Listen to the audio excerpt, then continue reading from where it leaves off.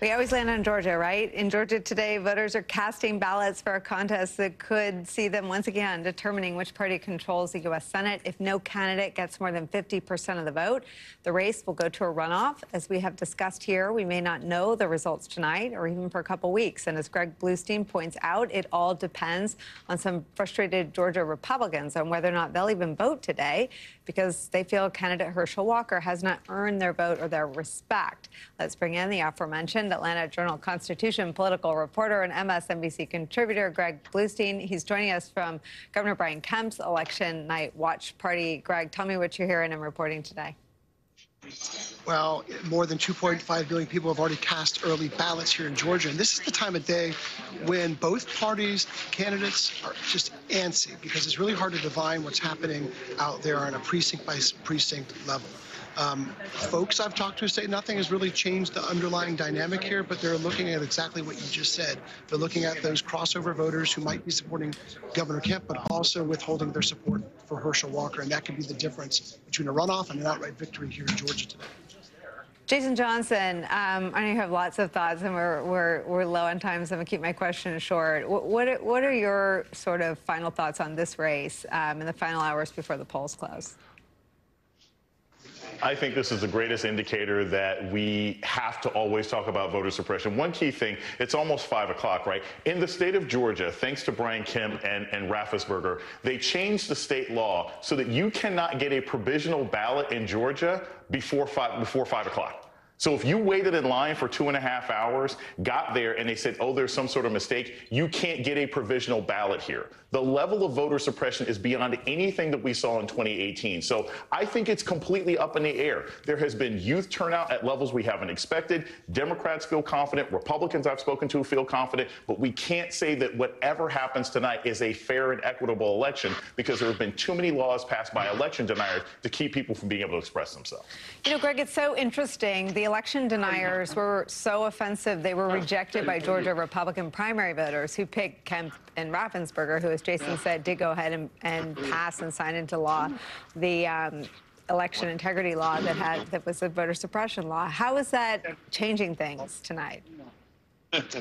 You know, it's such a tough question because we don't know. It primarily affects these mail-in votes, just as Jason just said, and these absentee ballots. And we won't know the full picture of this until the votes are certified. And so we might not know the full scope of this for weeks. But what Democrats keep on saying is despite this record midtown turnout, it masks some of the underlying issues that you've been reporting, that Jason's talking about, that we've been reporting at the AJC, that could affect the overall electorate.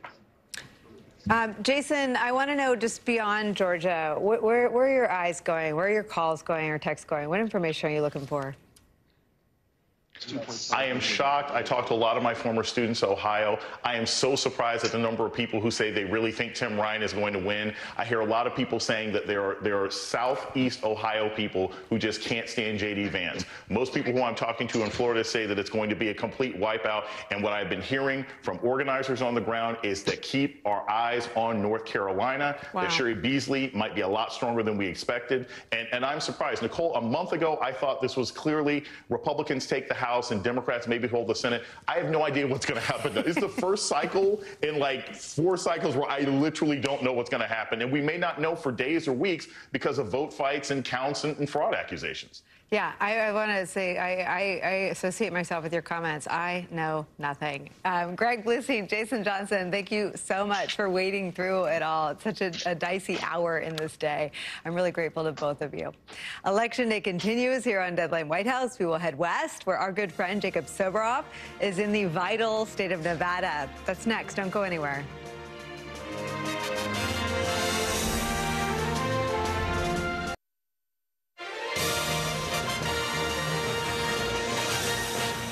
I'm feeling a little nervous. Just, you know, the polling data seems to be kind of split. This could be one of the last times you actually get to vote in an election the way we've been used to for so long.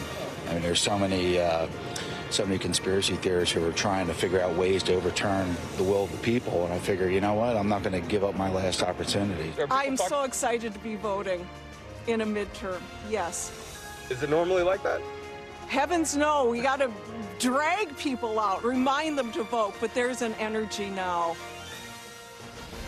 This is my favorite thing to see, voters in their own words. Hi again, everybody. It's 5 o'clock in New York. It's all happening 1 hour to go before the first polls close on this momentous midterm election day, where, as you heard there from voters themselves, nothing short of American democracy as we know it is on the line. Races in key battleground states like Pennsylvania, Arizona, and Ohio will determine which party will have control of Congress and therefore the ability of President Joe Biden to enact much of the rest of his agenda.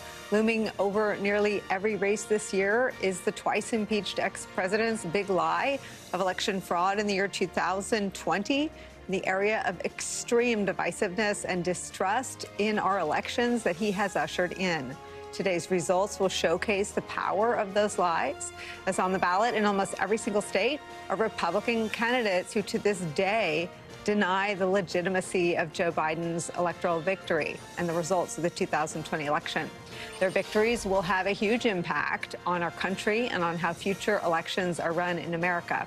By one count, some 308 of the 597 Republicans running self-identify as election deniers. One such Republican candidate for governor in Arizona is named Carrie Lake. Earlier today, she already spread disinformation about an issue with voting machines in Maricopa County. We will dive more into what is going on in that state later in the program. Meanwhile, today also marks the first federal election following the United States Supreme Court's decision in June to overturn Roe versus Wade. After that ruling, abortions were banned immediately in 13 states.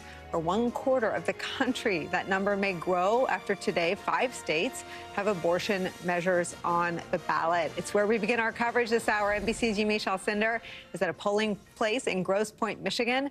My colleague, NBC's Jacob Soboroff, is at a polling place in Henderson, Nevada, just outside Las Vegas.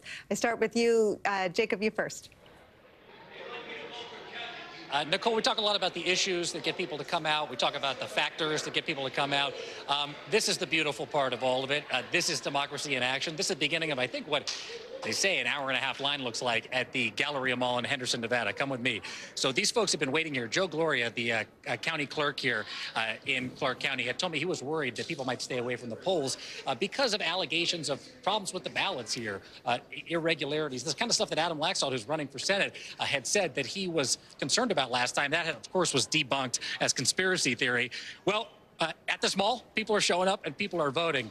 This gentleman's been in line for a long time. What's your name? What's your name? My name's Dave. How long you been waiting for it? Oh, probably been about 10, 15 minutes now. That's not that bad. So how long you prepared to wait? I'll wait I'll wait as long as it takes to vote. All right, Dave. Good luck to you, man. Thank you. Thanks a lot. All right, Nicole, keep coming with me. I just want to show you how many people are actually here. The line snakes around inside this room, and then follow me over this way after you get a peek from Scott Killian. Check this out. It ain't Christmas yet, but it is inside the mall here in Henderson, Nevada, Nicole. All of these people are exercising their fundamental right to vote. It really is an amazing thing. There's 128 different vote centers, these exact things inside Nevada, inside Clark County, Nevada, and these people are going to whichever one they want. I think if Dom can show you, we got a high and wide shot. I'll show you how beautiful this thing is to see people coming through and voting. I'm down here in the corner, Nicole. I don't know if you see me by the American flag, but I'm waving to you from down below. We got you. Every day, we hear from politicians about why people should turn out. Every day, we hear about the issues that matter most to people. But like I said to you when we first started talking, this is where the rubber meets the road. The Democrats are hoping people show up in force in this county. This is where Las Vegas is. And right now, I think they're getting what they want, Nicole. I could watch pictures of people voting all day long. Jacob, do you have indications or reporting that turnout is even across the state? Washoe County, the concern was the weather, actually. And outside the mall here, I was going to say, this is the perfect place to vote because it's kind of a blustery, rainy day in Nevada, and we're inside. You're not seeing long lines outside. The concern is in Washoe, where Reno is, where Tahoe is, was that people were going to have a hard time getting out to vote because it's snowing up there today. I think 19 degrees is the low. But we've heard so far it's not as bad as they expected. It's not as bad as they expected in Vegas. And I was talking to the woman who runs this location, and she was very, very pleasantly surprised with the level of turnout that they're seeing here. Doesn't seem to be reduced at all from their expectations. In fact, it might even be exceeding it. That's amazing. Keep bringing us those pictures. I honestly could watch them all day long. Yamiche, let me head over to you. I ain't going anywhere. I'm staying here. No, you're not. You're on with us literally all night long. Yamiche, you were about to, or you were at that rally in Michigan with Governor Whitmer as we were going off the air yesterday. Just take me through the last 24 hours in that race and in Michigan. Well, Nicole, really, this has been a state that is seeing a lot of activity. You have Michigan state officials saying that they're seeing higher than expected turnout across the state. That's what poll workers are saying. They're saying that there might even be history made in this state for voter turnout as it relates to midterm elections. So that really does tell you that voters in this state are paying attention. And let's remind people there's a lot on the ballot here, including abortion literally being on the ballot here, along with four other states. In this state, the question is Proposal 3. It would enshrine abortion rights into the state constitution.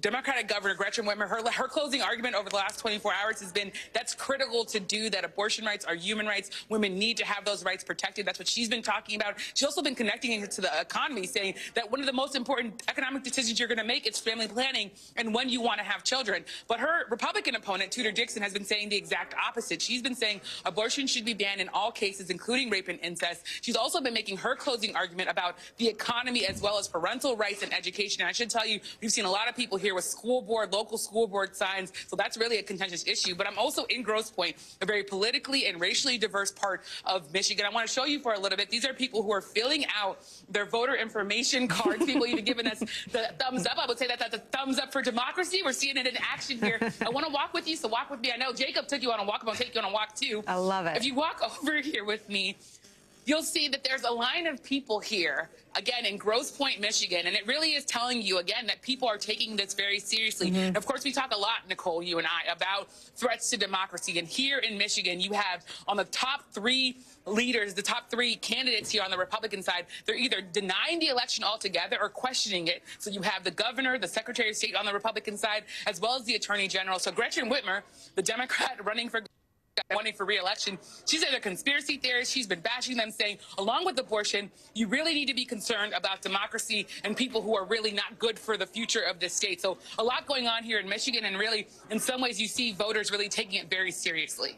Yamiche, same question that I had for Jacob. What are the sort of the anecdotal pieces of information you're getting from the poll workers there, who are the other people I could watch all day? They would just make me cry with their service to their communities and their neighbors. What are you hearing about whether it's been sort of a steady stream all day or whether they have enough ballots? Any reporting about what turnout has been like all day long? So far, state elected officials, including poll workers and election officials, they're saying that things here are going very smoothly, that people are going as a steady stream of people. We've been here all day. People have been coming in and out, casting their ballots. But I will tell you there's a key word here, and that is contention. In Grosse Pointe, which is politically diverse and racially diverse, what you're seeing here are people really on both sides of these issues. We interviewed a family, a mother-in-law who was voting for Gretchen Whitmer, but her son-in-law was voting for Tudor Dixon, and she was checking him on camera with us saying, you're spreading misinformation. You're part of the problem. That family is saying they don't want to talk about politics, and that's how they keep the peace there. And then when you drive around Grosse Pointe, I was looking at people. You have signs that say Tudor Dixon on one, and right next door you have a next door neighbor saying Whitmer. You have someone else who's saying you need to vote yes on Proposal 3. You need to enshrine abortion rights into the state constitution. Then next door you saying, no, that's the wrong decision. So even right next door, you're seeing the contention play out. And that really does tell you just how passionate people are, but really how difficult our politics have become, Nicole.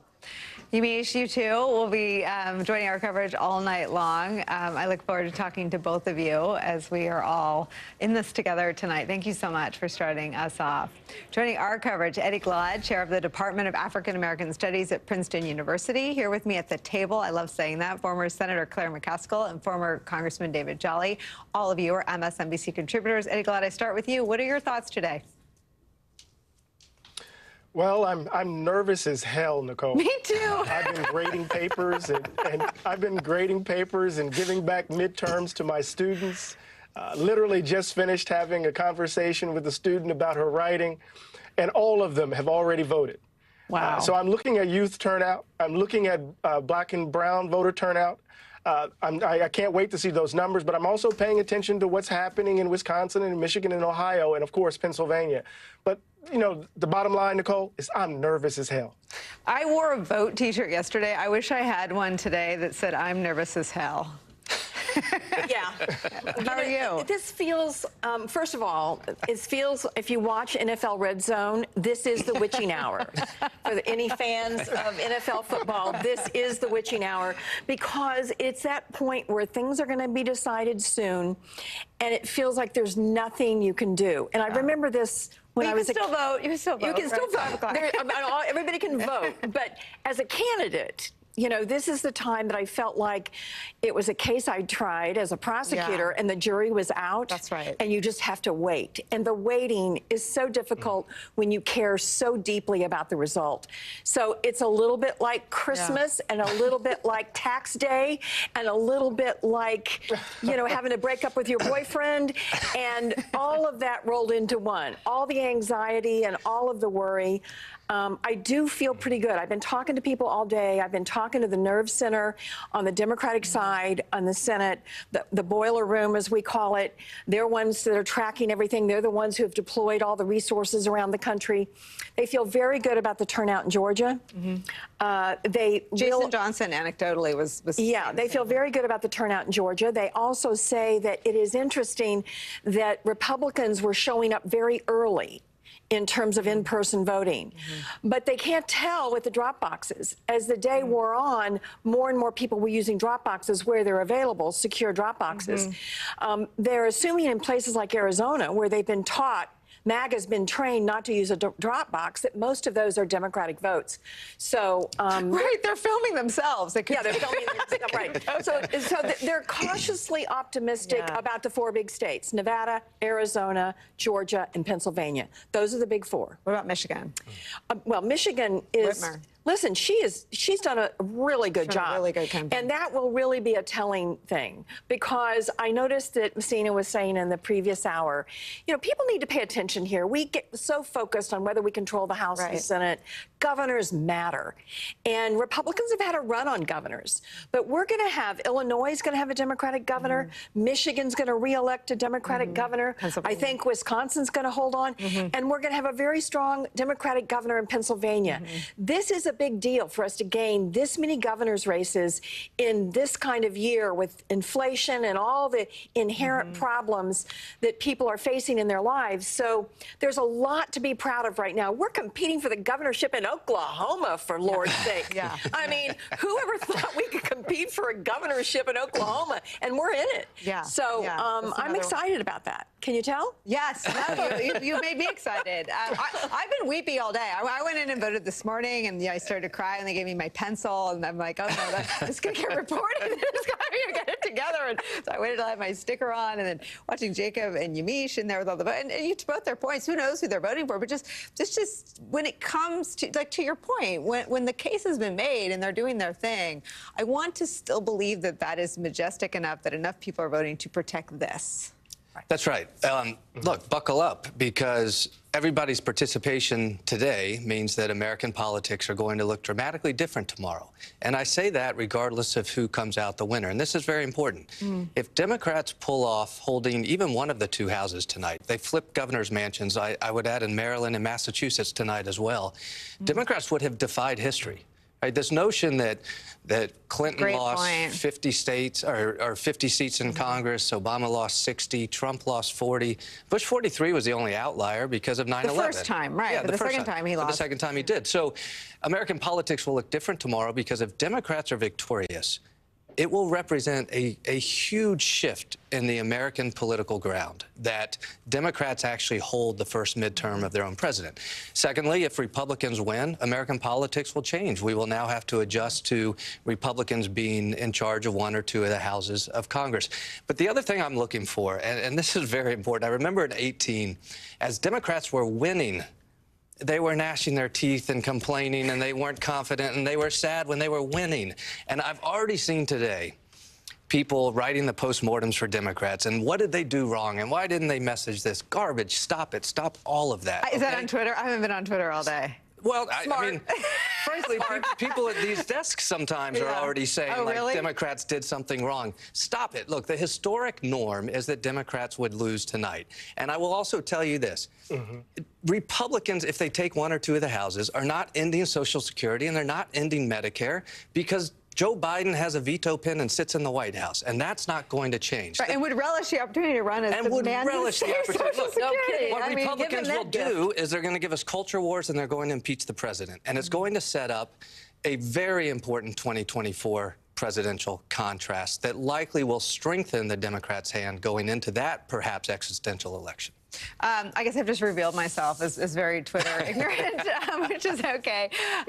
Eddie Glaude, I want to ask you how connected you feel like today is to the conversations that have animated all of us over the last 2 years. I mean, I think it was, so we covered the special election in Georgia, the election of Senators Warnock and Ossoff, and then we covered the insurrection, and then we covered the impeachment, and then we covered the inauguration, and that clip and that jarring sort of series of political traumas is really sort of unabated. And I wonder how connected you think that is to what's happening today in terms of turnout and in terms of what's on voters' minds.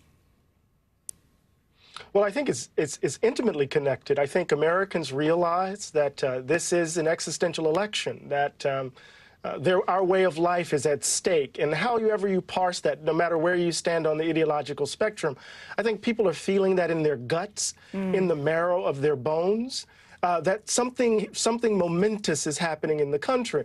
And just to echo David, I think there's another feature to this. If the Republicans lose, right, we have to buckle up because there's the question of the legitimacy of the elections, right? So this election matters.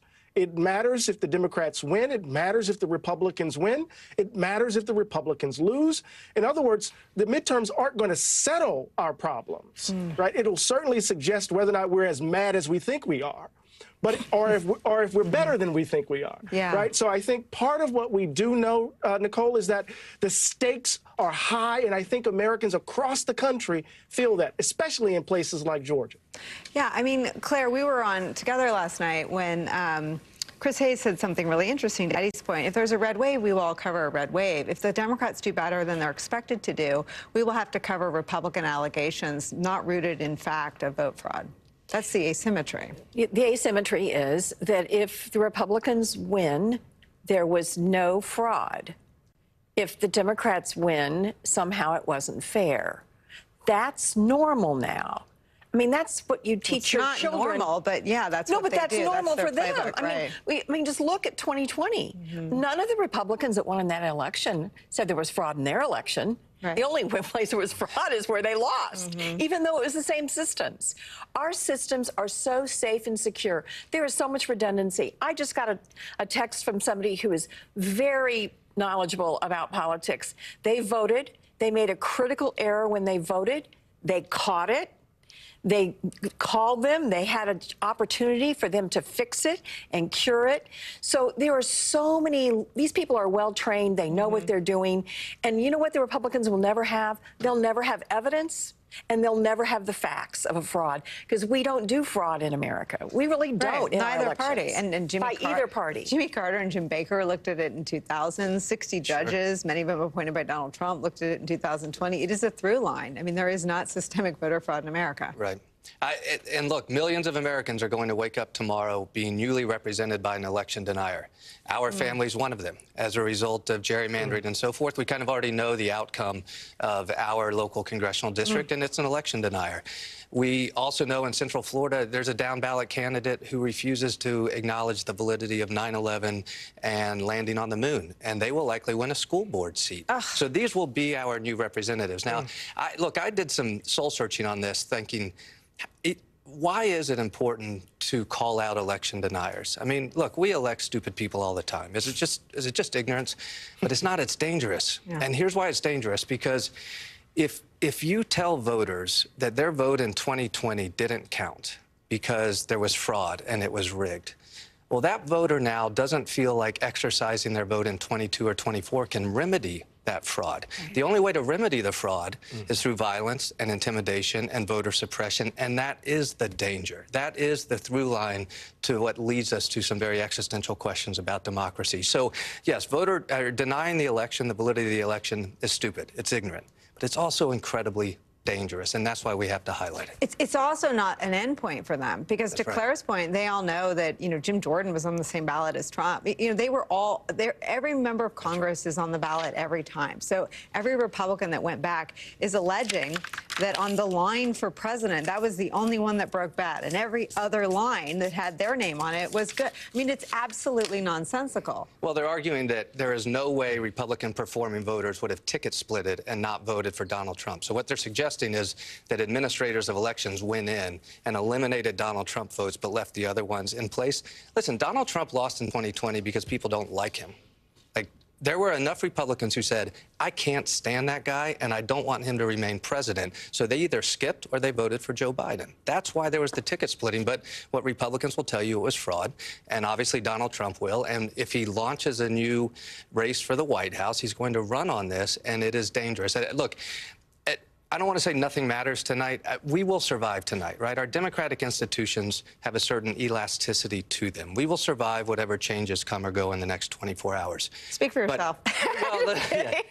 But no, you're right. The sun will rise tomorrow. But it will be a pretext. It will set up a pretext for a very dangerous existential election in 2024. If you have a Carrie Lake who says, I'm not going to certify electors, if the Secretary of State in Nevada says, I'm not going to certify electors, now we're in a dangerous Or Fincham wins, the argument Obama made against him. That's right. He was, all so true. I can't decide if you guys are making me feel calmer or more, what did you say, Eddie? Nervous as hell. All right, no one's going anywhere. You're all going to be here for the whole hour. When we come back, we have been covering the growing specter of voter intimidation on this program for weeks now. Now that Election Day is here, what we're seeing around the country as voters go to the polls, and what we still need to be concerned about as the votes are counted, and as we learn that might take a while. That story's next. Plus, we will hear from Congressman Ruben Gallego of Arizona on how Democrats there are working to defeat the folks that David Jolly's talking about, election-defying Republicans in a state that has become ground zero for the ex-president's big lie. And coming up at 6 o'clock Eastern, the big show. Rachel Maddow, Joy Reid, Steve Kornacki, and me will all be there all night long. We'll kick off our primetime election coverage as the results begin to come in. This special edition of Deadline White House continues after a quick break. Don't go anywhere tonight.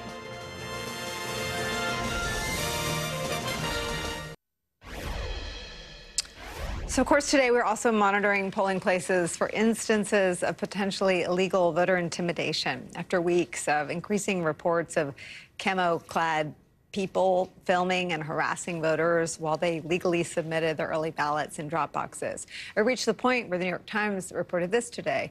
Quote, even Republican election officials said they were braced for a renewed onslaught, one most likely to be fueled by their own party. I felt like I've been stabbed in the back repeatedly so much that I don't have anything but scar tissue, said Clint Hickman, a Republican on the County Board of Supervisors in Maricopa County, Arizona, home to Phoenix. Joining us now, Mary McCord, former top official in the Justice Department's National Security Division. Mary, you've been talking us through these issues. I know you work on them in your real life as well. Tell me what you're watching for, not just today, but in the coming days.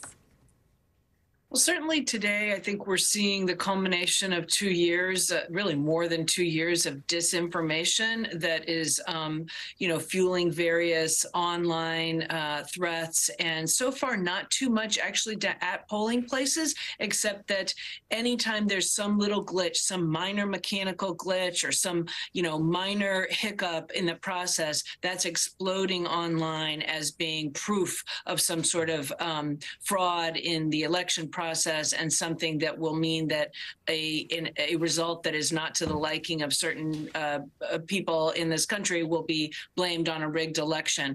And so what I'm worried about, and again, I think things have gone relatively smoothly in terms of voter safety at polling places, at least based on what I've heard so far today. But what I'm worried about is what's going to come after today, when any one of these little glitches now becomes the basis for, litigation, baseless senseless litigation over voter fraud, potentially intimidation of the people who are charged with counting ballots. I mean, we saw some of that in 2020. We saw attacks on the ballot counting facilities. Many of those have really, put up security and reinforcements this year. But minor little things will fuel this bigger narrative of voter fraud that has been, rampant for the last 2 years, and which the current president today, not the current president, pardon me, the former president today is already doubling down on and saying things like protest, protest, protest in reference to Detroit, which is very troubling because it really harkens back some of his invitations for people to take matters into their own hands, which, as we know, the last time he did that in a big way resulted in the attack on the Capitol on January 6th. And we certainly don't want to see anything remotely like that, even if it's out at all of the different locations where votes will be tabulated. Mary, the press conference in which Rudy Giuliani's hair dye appeared to roll down his face was lampooned. It was ludicrous. He was up there with the lawyers who've been sued for defamation.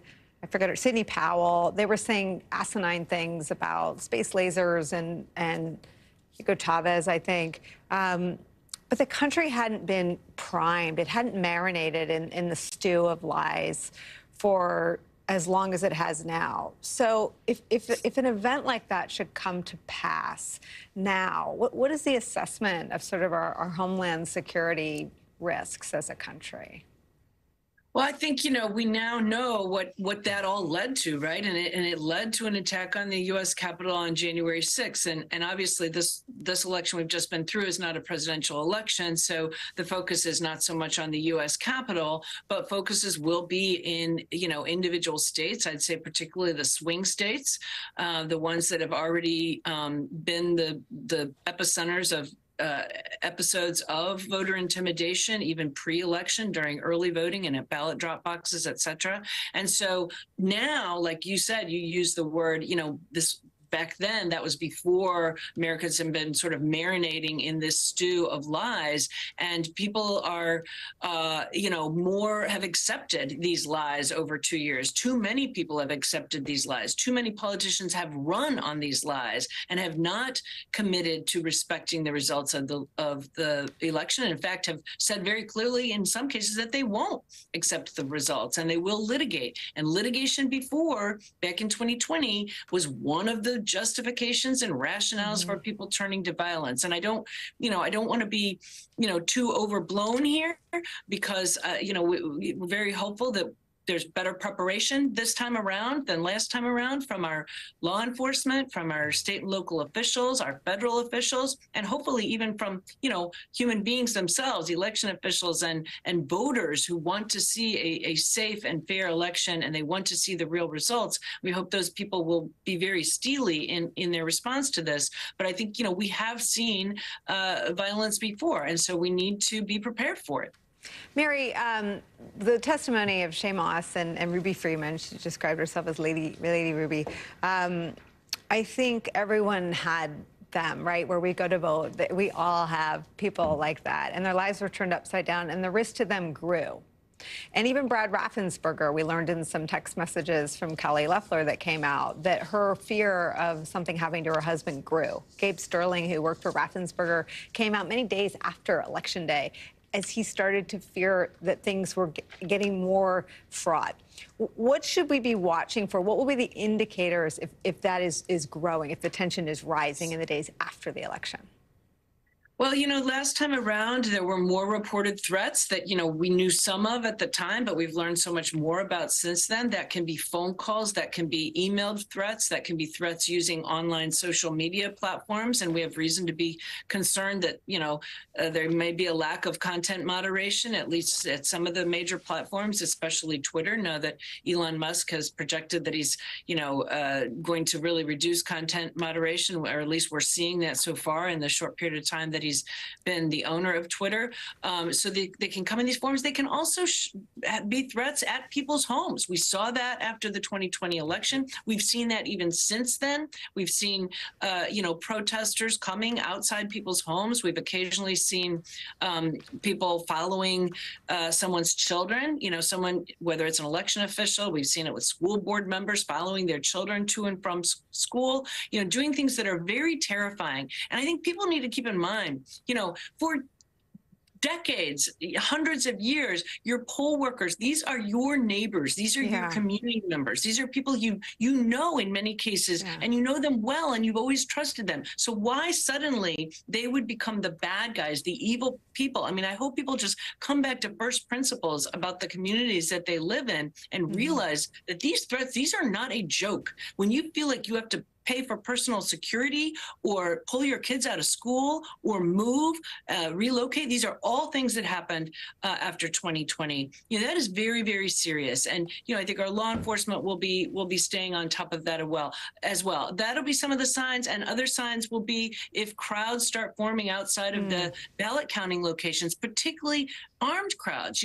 We have private unlawful militias who think they've got some authority to go out and, either offensively protest against or interfere with U.S. government proceedings like we saw on January 6th, or supposedly to protect against voter fraud. They don't have any authority under the U.S. Constitution. They don't have any authority under state constitutions. They're unlawful, and they're very, very intimidating and dangerous in situations like we could be in if people are unhappy about what they think is going to be happening with the counting of the votes.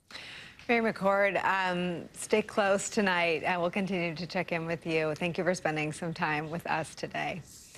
Thank you. We are now getting our very first exit polling results. In the wake of the Dobbs decision that overturned Roe versus Wade, a majority of midterm voters nationwide, 60% of voters, are dissatisfied or angry about the Supreme Court's ruling. That same amount, 60%, say they believe abortion should be legal in all or most cases.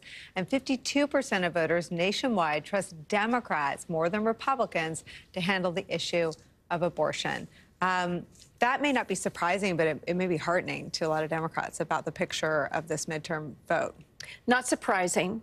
The question that's going to get answered tonight, is it the motivating factor? Will it take a prominence in terms of the issues that people are voting on?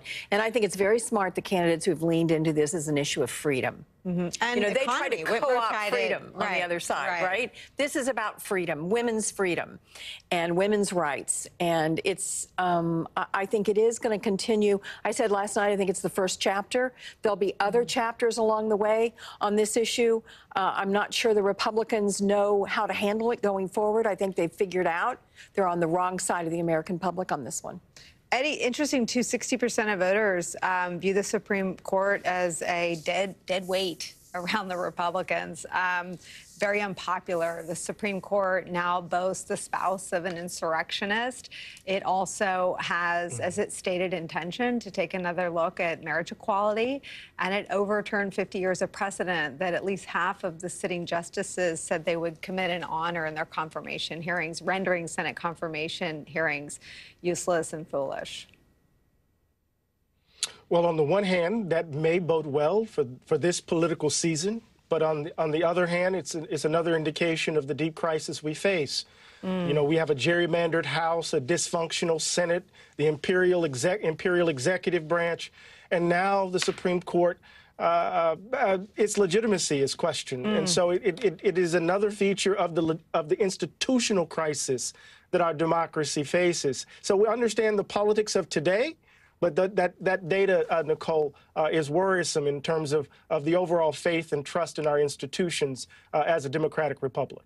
David, I'm thinking of all the speeches that many of the justices have given. I'm thinking of Justice Sotomayor's comments during oral arguments in Dobbs, when she talked about the stench on the Supreme Court, not attacking her fellow justices, but saying when you have Republican members of a state legislature saying, now we go, now we overturn Roe versus Wade because we've got the seats that Trump promised us, let's go. That has sunk in. 60% of Americans very dissatisfied with the Supreme Court. Yeah, look, Donald Trump will be hopefully remembered first and foremost for fomenting violence on January 6th and for the unconstitutional activities that led to his impeachment. But the singular legacy he will have as a Republican is a reshaping of the Supreme Court, possibly for a generation, which is why vote, vote, vote, vote, vote. If this is the issue that informs your vote, a Democratic Senate is the remedy for that. It will take time. But again, going back to my earlier comments, you cannot enter tomorrow, regardless of how tonight goes, thinking, boy, the Democratic Party's in the wilderness. No, it's not. It's an incredibly competitive force on behalf of democracy to counter what Republicans are trying to put in place. And to counter all that midterm history. That's right. Okay, I say this in my house a lot, but I'm going to say it here. This is what we're going to do, folks. We're going to fit in a quick break, but when we come back, Claire's taking over. I have to make my way from up here on the 6th floor down to the 3rd floor. It involves a quick, well, I'll be honest, a bathroom break, a mic change, you know, all that stuff. But Claire has the helm, and she's got this. David's sticking around. So is Eddie. I'll join Rachel, Joy, Steve, and the whole team downstairs in 20 minutes and 30 seconds as the results begin to come in. So just buckle in. Get some dinner. Have it on the couch. Let your kids eat on the couch. We'll get through this. Don't go anywhere.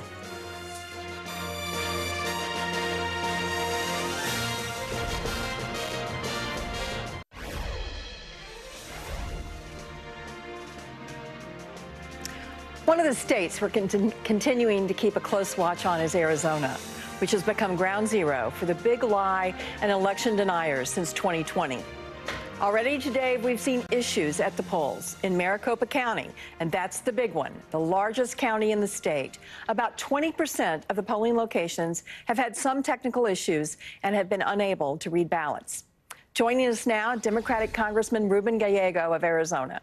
He's a member of the Armed Services Committee and chairman of the Bold PAC. Welcome, Congressman. It's great to have you. Okay, so tell us what's going on. Claire. What is happening on the ground in Maricopa County? Sounds like to me the system's worked and they found the problems and figured out a way to fix it. But fill us in on what you're seeing. Yeah, look, we have a very professionally run system, by the way, run by Republicans. I want to remind people about that. 20% of our tabulators were down. That doesn't mean you don't vote. It just means that they're not able to tabulate it at the site, but now they're all back up and running. Some places ran out of ink, so they changed the toner, and they're all up and running. I will say the Republican leaning media is, jumping on this because two things. Number one, they want to call into question the election results. And number two, they want to go into next session and actually change the voting laws. They want to get rid of vote by mail. They want to get rid of voting centers. And these are the two things that they're going to harp on in order for them to actually build the public mistrust to do that. Hey, Ruben, David Jolly here. You've got two political hats on. Good to be with you. Your one political hat is in Arizona, ground zero for so much of today's controversy. The second is back in Washington. You're 42, an OIF veteran, a man with places to go. What do you see happening within Democratic leadership coming out of today? Are we going to see a generational shift? Are we going to see the current team stay in place? Give us a story. Break some news here, Ruben. Nice try, David. I know. Give us perspective. But look, I would tell you there is a generational shift happening right now. When I was at the polling places today, I saw a lot of young people voting and voting in person. And it's going to continue to grow as the day goes on. I saw a lot of people, women of color, Black and Latino women, dropping off ballots, and younger ones. So I think that there's going to be a story that's going to be told later today where you're going to see a Democratic resurgence in ballots. Probably won't be counted till tomorrow. But I think at least in Arizona, the narrative that somehow Latinos and African Americans are moving away from the Democratic Party is not happening here. Congressman, I noticed last night that Kari Lake, in one of her closing rallies, said some things that I found shocking. Now, keep in mind, I served with John McCain. We didn't vote together often, but certainly understand who he represented to Americans in terms of his service in the war. And that she said out loud, all McCain Republicans get the hell out. Yeah. I mean, how is that received by those in the Republican Party that still have a great deal of respect for who John McCain was and what he represented? But also the other thing that she's messing up is that there's a lot of independents and Democrats that she could have swung over that did like John McCain, especially Latino voters. But what it's telling me is that she thinks that she's not going to be able to eke out any more moderate voters, and now she needs to get out extremely conservative voters that are inconsistent voters to come over and come out and vote. And that's why she's taking that tact. We do know that our top-of-the-ticket Democrats, according to a latest poll, are pulling 10% of Republicans, which really puts her in danger because the Democratic registration versus Republican registration is only 4%, and we're winning independents now. So this is, I think, a tactic to try to make sure that she's getting every, Republican, hardcore Republican, some that we would consider rather like extreme to the point of maybe white supremacists to come out and vote for her. And that's why she's taken some really hard and really disgusting tactics, especially against the McCain family. Congressman Ruben Gallego, thank you so much for spending some time with us. All eyes on Arizona tonight. Another break for us. When we return, the fight to protect free and fair elections. Michigan's top election official will be our guest next.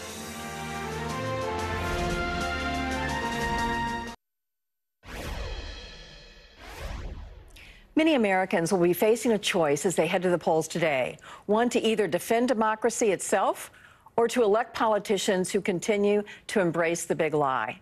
In many states, one of the most consequential, but too often overlooked, elected officials is the Secretary of State. Those are the women and the men who administer elections. They've become frontline defenders of democracy itself against election deniers who, in some cases, are still seeking to overturn the 2020 results and set the groundwork to overturn future elections. Joining us now, Michigan Secretary of State Jocelyn Benson. Welcome. Thanks for having me. Happy Okay, so tell us what's going on in Michigan today. How do we feel about the turnout and, most importantly, from where you sit, election security and all of the ridiculous allegations you've had to deal with? Well, thanks for having me, Claire. Great to be with you. And, one of the biggest stories we're seeing today is the same thing Congressman Gallego was talking about in Arizona, an enormous swelling of young people voting. Long lines in Ann Arbor and East Lansing, college students registering and voting today, which is a great thing for democracy. We've had to address sporadic issues here and there and try to keep them from being exploited by bad actors as becoming bigger stories than they are. The bottom line is things have gone enormously smooth here, and we've got a lot of people voting. We're on track to have one of our highest turnout midterm elections ever. So you are on the ballot today. Indeed. I'm going to ask you a personal question. With everything that's happened, were you ever tempted to say, I've done this long enough and this has just gotten too hard? And frankly, sometimes it's felt dangerous in Michigan with what your governor went through. Talk to us about your decision to be on the ballot again, and do you feel good? Yeah, it is a mixed feeling. There certainly have been times throughout this campaign season where all of us have questioned why we're doing this. And then for me, I'm quickly reminded why, which is because I'm a mom. I want my son to grow up in a democracy. And I know how close we came and are coming to potentially losing it. And so I'm proud to, essentially stand on the foot of the bridge today, just as those who before us have stood on the foot of the Edmund Pettus Bridge and other places, simply to defend democracy and defend the promise of who we are as Americans, the promise of one person, one vote. If we can all defend that in times like these, then democracy can not just survive, but actually thrive in the future. Madam Secretary, you are part of a fairly exclusive club, one of 50 state administrators of elections. I know, like most elected offices, there's a National Association for Secretaries of State. There's a convening at times of you and your peers. I would ask you kind of a twofold question. Are there some basic guardrails, model codes, or so forth that secretaries of state often consider for the administration of elections? But very importantly, then, are there some blinking red lights around the country where you don't need to name check your colleagues, but perhaps where laws are being implemented that are of particular concern to you as an expert in the field and perhaps your peers? Yeah, I mean, look, democracy prevailed in 2020 because people of integrity, namely secretaries of state on both sides of the aisle, stood guard over election results, stood guard over the will of the people, despite an enormously unprecedented effort to undermine those results. So I'm really proud of the colleagues who have stood guard, and I've long been a proponent of a code of ethics for election officials, in particular secretaries of state, to abide by, just as judges abide by. We are the referees. in the system of democracy, and we must have a code of ethics, I believe, to all comply with. So one of the things I hope to see if I'm reelected is work with my colleagues towards in that direction. And there have been times where I've been disappointed that more of my colleagues did not stand up in support of Brad Raffensperger when he stood up to the former president and others. And so we'll remain to see who's elected today as we move forward. But I think secretaries of state do have an important role to play as nonpartisan referees in the elections process, and want to find ways, even in this hyper-partisan era, to ensure we can do that. Michigan Secretary of State Jocelyn Benson, thank you so much, and good luck tonight. Thanks. Thanks for having me. So, Eddie, why don't we turn to you for a final thought? You are so often inspirational. Give us what your final thought is tonight as we begin to turn towards result time. Well, Claire, as I said, I'm nervous as hell. I'm delighted to hear that young folk are turning out in large numbers in Arizona and Michigan and in Georgia. What it's reflective of is that democracy is always in our hands. It's our possession. Its health, its well-being, its future, its security depends upon what we do. And in this moment of crisis, it's a momentous moment. We have to make a choice whether or not we're going to choose to secure democracy for the next generation. It looks as if young people are making that decision. I hope other Americans are doing that as well. But look, we don't know what's going to happen. This is what it means to stand on the abyss in some ways, at the edge of the abyss. So my hope is that we will wake up in the morning and democracy will be a little bit more secure, but we still have a lot of work to do. Thank you so much, Eddie, and thank you, David. Thank you for joining us, and I'm honored to be able to step in. I really think, David, as we turn towards the results time, I want to remind people that there are still Republicans out there that don't agree with the election deniers. And That's right. The hope is that sane Republicans once again rejoin the body politic and reject what's been going on and the threat it's been to people who really just want to vote. We saw an incredibly powerful voting coalition in 18 and 20 stand up to Trumpism, stand up to the former president himself. That voting coalition is still out there in America today. Look, the American experiment is an incredibly resilient one. We have been through dark chapters. We have been through wonderful chapters. We will get through this. But the words of Lincoln and others throughout history's past that remind us if this experiment is to topple, it will likely come from internal forces, not external.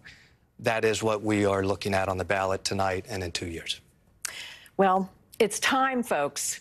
Rachel and Joy and Nicole are on the election set. Steve Kornacki's got his khakis on. He's already crunching the numbers.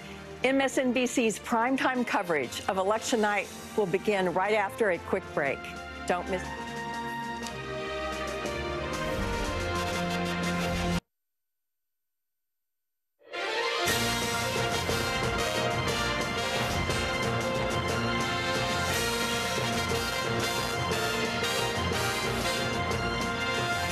From MSNBC, Decision 2022, live from Democracy Plaza.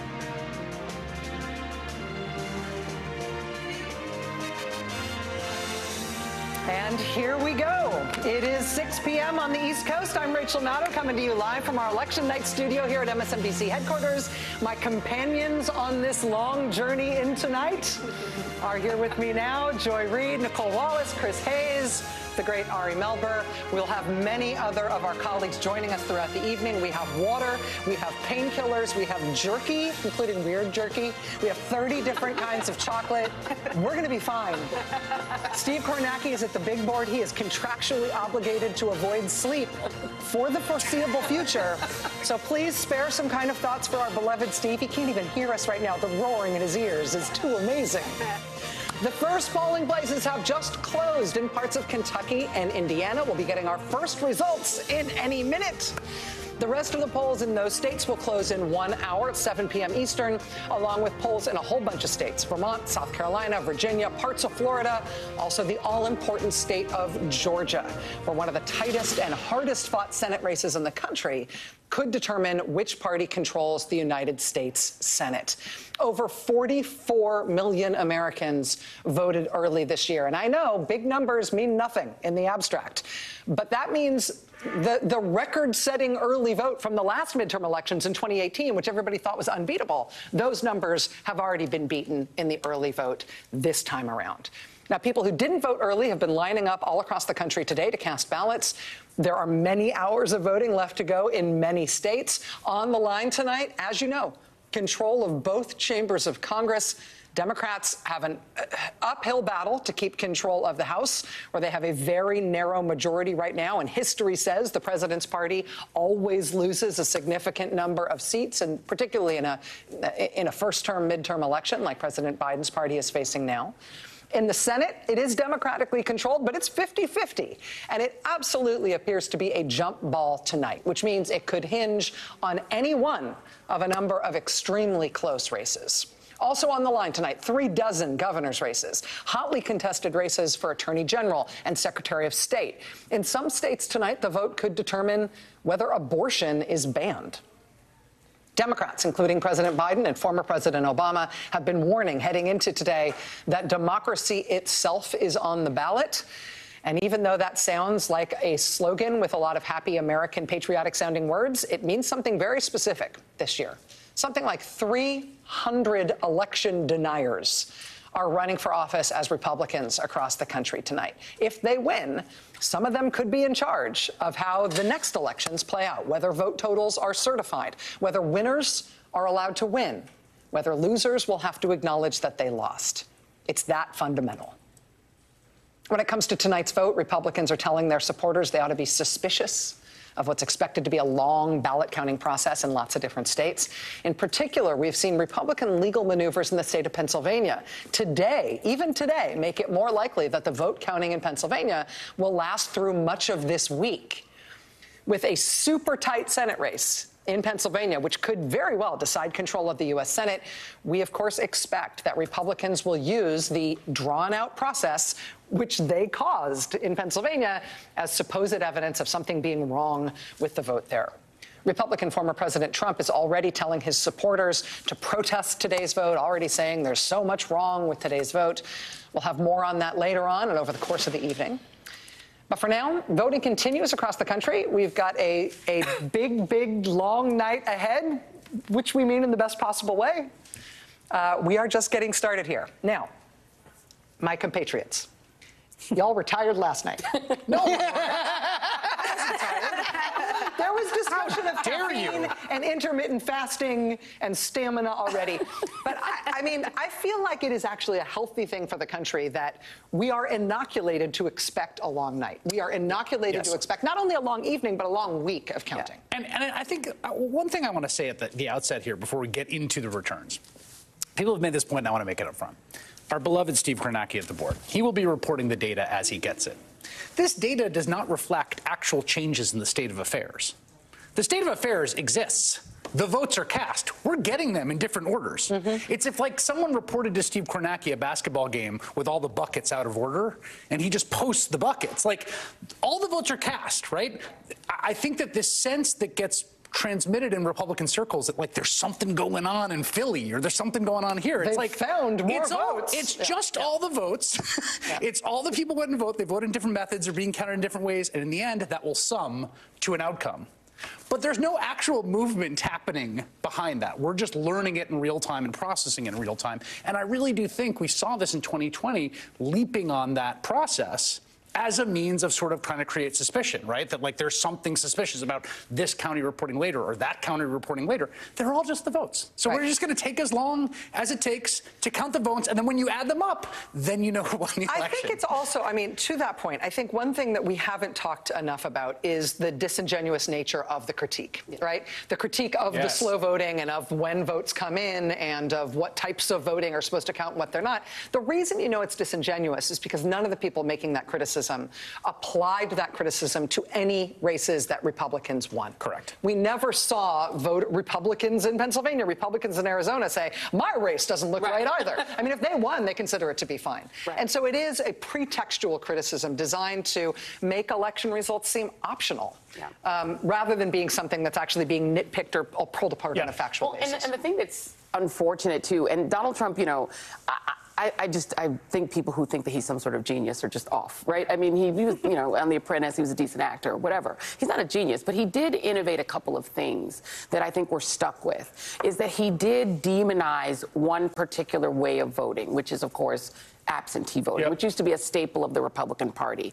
He made that an anathema to his voters. So he siphoned that piece of voting off so that you could then do what you're talking about and demonize it and say, well, there's something funny in that. So that means once the ballots are cast, that particular type of ballot can be problematized because it will be a mostly Democratic. And if you wanted to, let's say, do a lawsuit, which he's already sort of starting to talk about doing in certain places where he thinks he's not going to like the outcome, you could say, I'm just going to sue over these votes because he siphoned them off and he said they're separate and there's something inherently wrong with them. And then the other type of voting that was already the kind of voting that people who work hourly, young people, black people, souls of the polls, early voting has for a long time been a staple of the way you expand the vote to lower income voters, to black voters, to brown voters, to AAPI voters. That's the big, big bucket that's in the early vote. And so that's the part that gets all trashed as just inherently bad anyway, right? And that those voters, there's something wrong with them. They shouldn't be deciding elections. It should just be the people who, if you're thinking like MAGA, show up on Election Day. Those are the real voters. Well, we now know that the people who show up on Election Day are disproportionately Republican. So they found a way to use attacking the systems as a sideways way of saying certain people in this country should not have the right to vote. Well, that's what their real end is. And geographically, we saw it. And this wasn't even a Trump thing. This was Karl Rove's group today.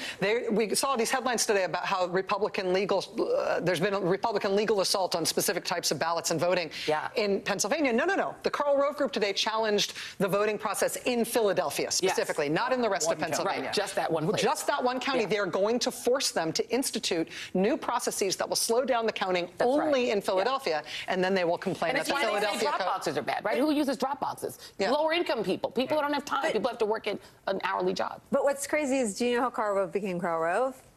Mail. Right. That was his line of work in Republican politics. The mail. Literally things that went through the mail. Ads and the mail and vote.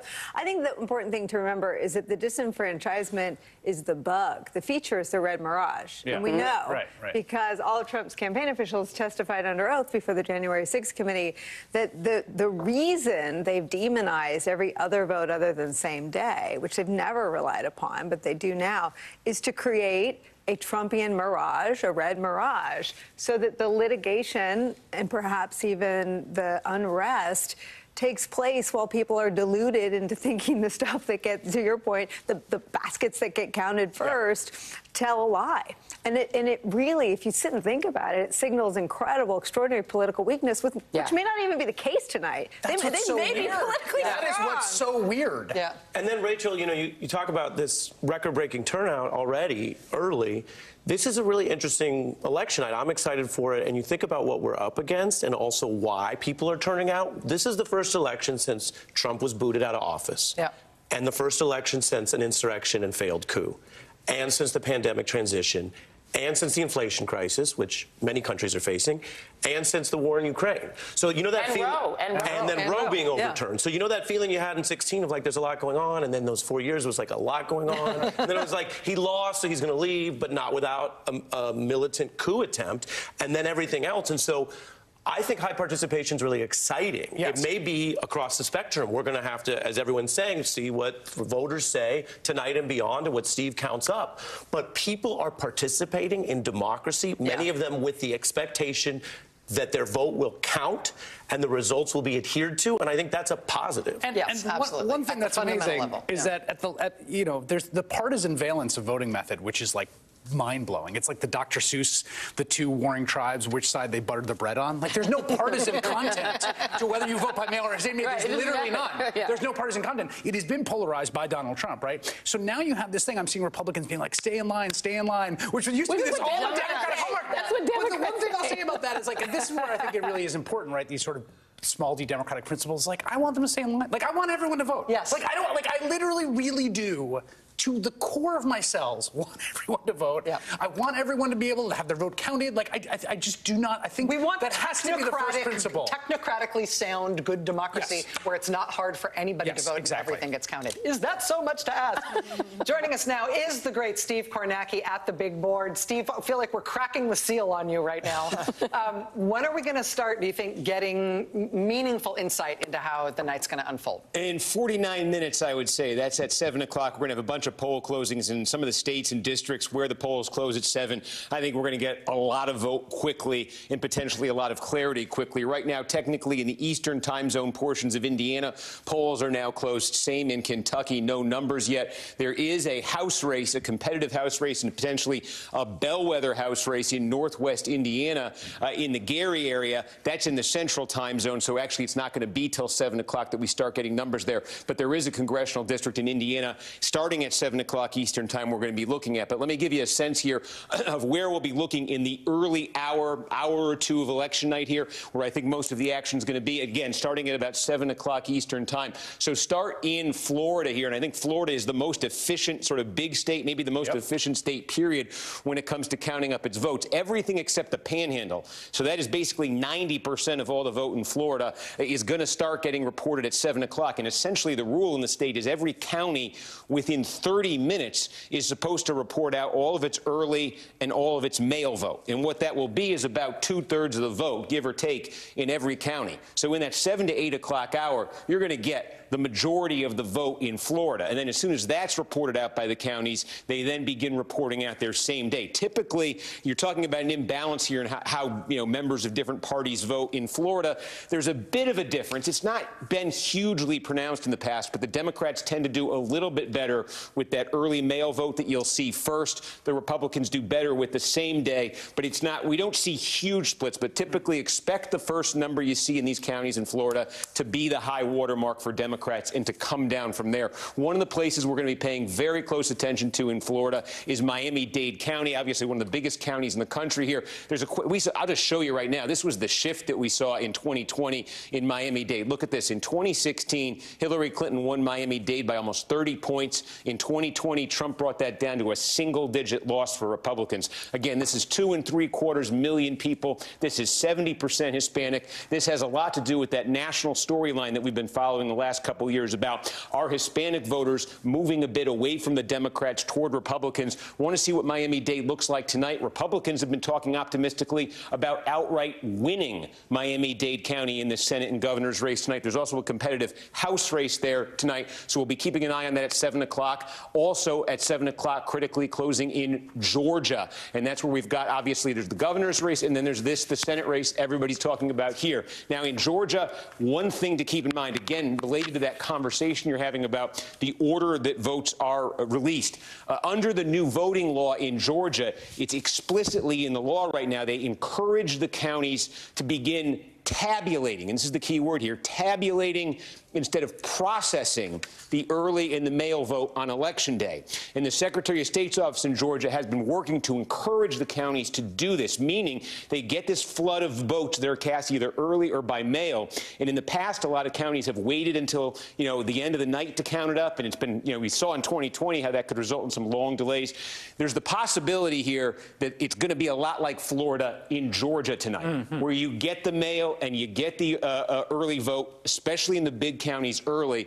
We'll see if that happens, but that possibility exists. And if that's the case, you could see, especially in this Atlanta area, that's the core Democratic area of the state, you could see the Democrats jump out to a quick early lead here in the statewide vote, and then it could be same-day vote coming after that. Do Republicans catch them? So that's one thing to keep an eye on there. Another place we're going to be looking at 7 o'clock that I think is going to be key is New Hampshire.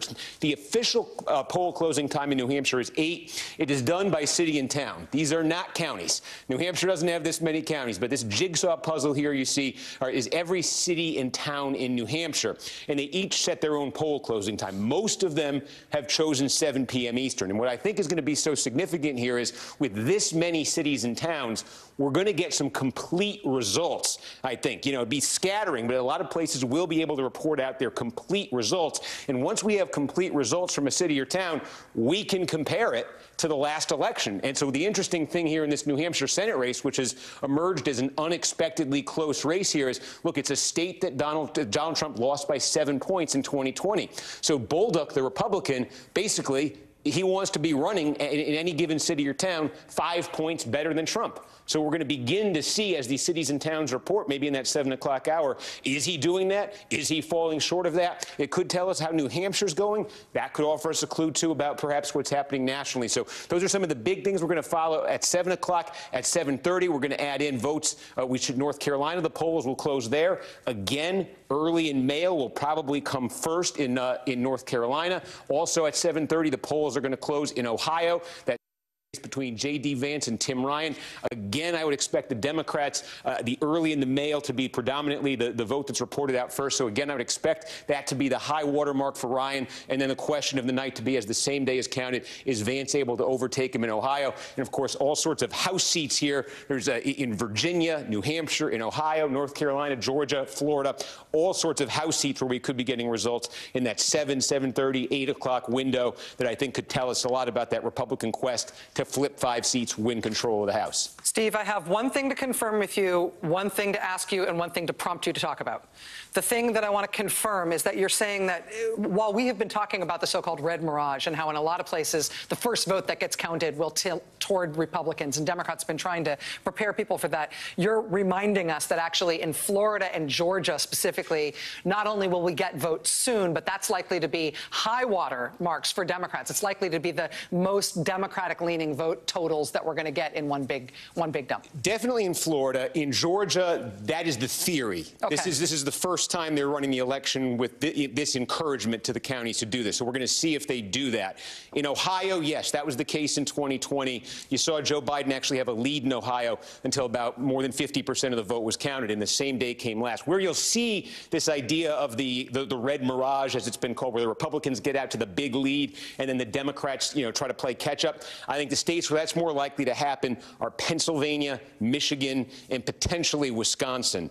Wisconsin, because the biggest city in the state, Milwaukee, takes the absentee vote, the vote by mail, and they bring it to a central processing facility, and they count it at the very end of the night. And so we've seen twice now in Wisconsin, in 2018 and in 2020, the election was decided, there's razor-thin margins, it always is in Wisconsin. In both times, the governor's race in 2018 when Scott Walker lost, in 2020 when Donald Trump lost the state by 20,000 votes, you literally saw the state shift from red to blue with that Milwaukee absentee that was counted very, very late at night. So that's typically how it goes in Wisconsin. So there are states where I think that pattern will obtain this year. One of the key differences, like I say, is states that have early voting, in-person early voting, like a North Carolina, like a Florida, Republicans seem okay with doing that. You don't see a huge partisan divide with in-person early. Where you see the huge partisan divide is mail. Right. That's just overwhelmingly Democratic. And Pennsylvania offers no in-person early voting.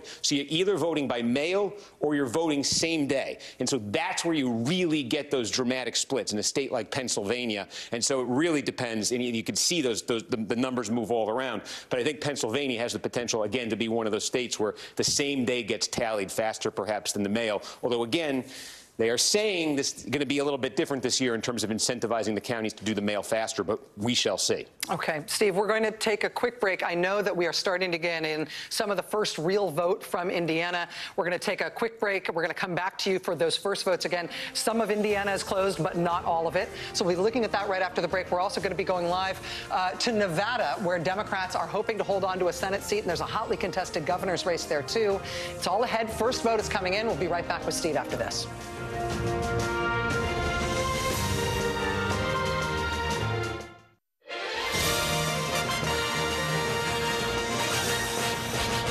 It wasn't Paris. Do you know where that was? There was an Eiffel Tower, but it was a little one.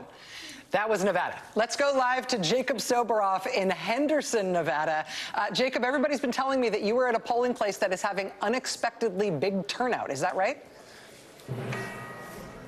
Yeah, they say maybe as many as 2,000 people. One of the election observers, Rachel, said to me, I'm not in the Paris Hotel, but I am in a mall in Henderson, Nevada. It's called the Galleria, and it's amazing, actually, to see. This is my favorite part of this job, seeing democracy in action in real time. And I think what we can do, actually, is give you a shot from up above to show you what's happening here at what's called a voting center. I don't know if you can see me right now, but I'm waving to you from next to the American flag down, and I think what should be the bottom right-hand corner. Yep. This is a vote center. There's 30 polling places places here. The green lights are open polling places, or people who are just showing up. The red lights are people who are actually actively voting right now.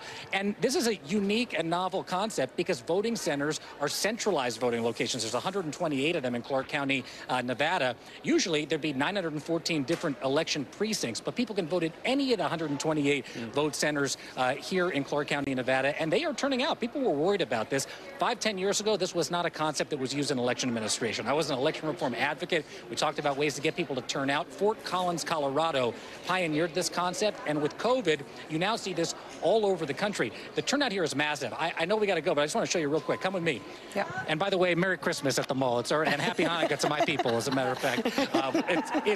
It's early yet in the season, but you can see over here, Rachel, and everybody in that room, the line snakes all the way around, and then when you come over here, we got some inclement weather right now in the Las Vegas area. The line stretches all the way to the door, and then this is the very back of the line right here. So if anybody was worried about turnout, Joe Gloria, I talked to, the county registrar here, had said he was worried that people talking about the integrity of the election would scare people away.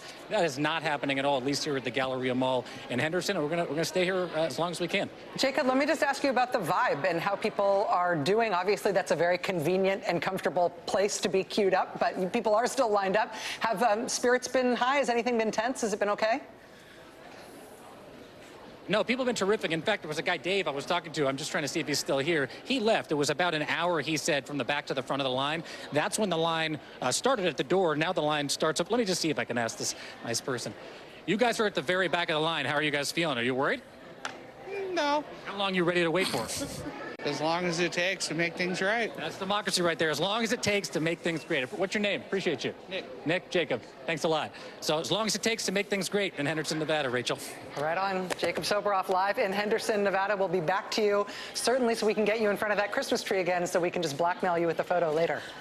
Let's go back to Steve Kornacki at the big board. Steve, I said just before we had to take a quick break, we've got the first real results from Indiana where some polls have closed. What have we got? Yeah, let's say election night's now officially begun because we really are getting returns and the colors are starting to light up. This is the Indiana Senate race. Now, this one not expected to be too competitive. This is a state Donald Trump carried overwhelmingly. You see the Republican here, Todd Young, early on, obviously off to a good start for Young here in Indiana.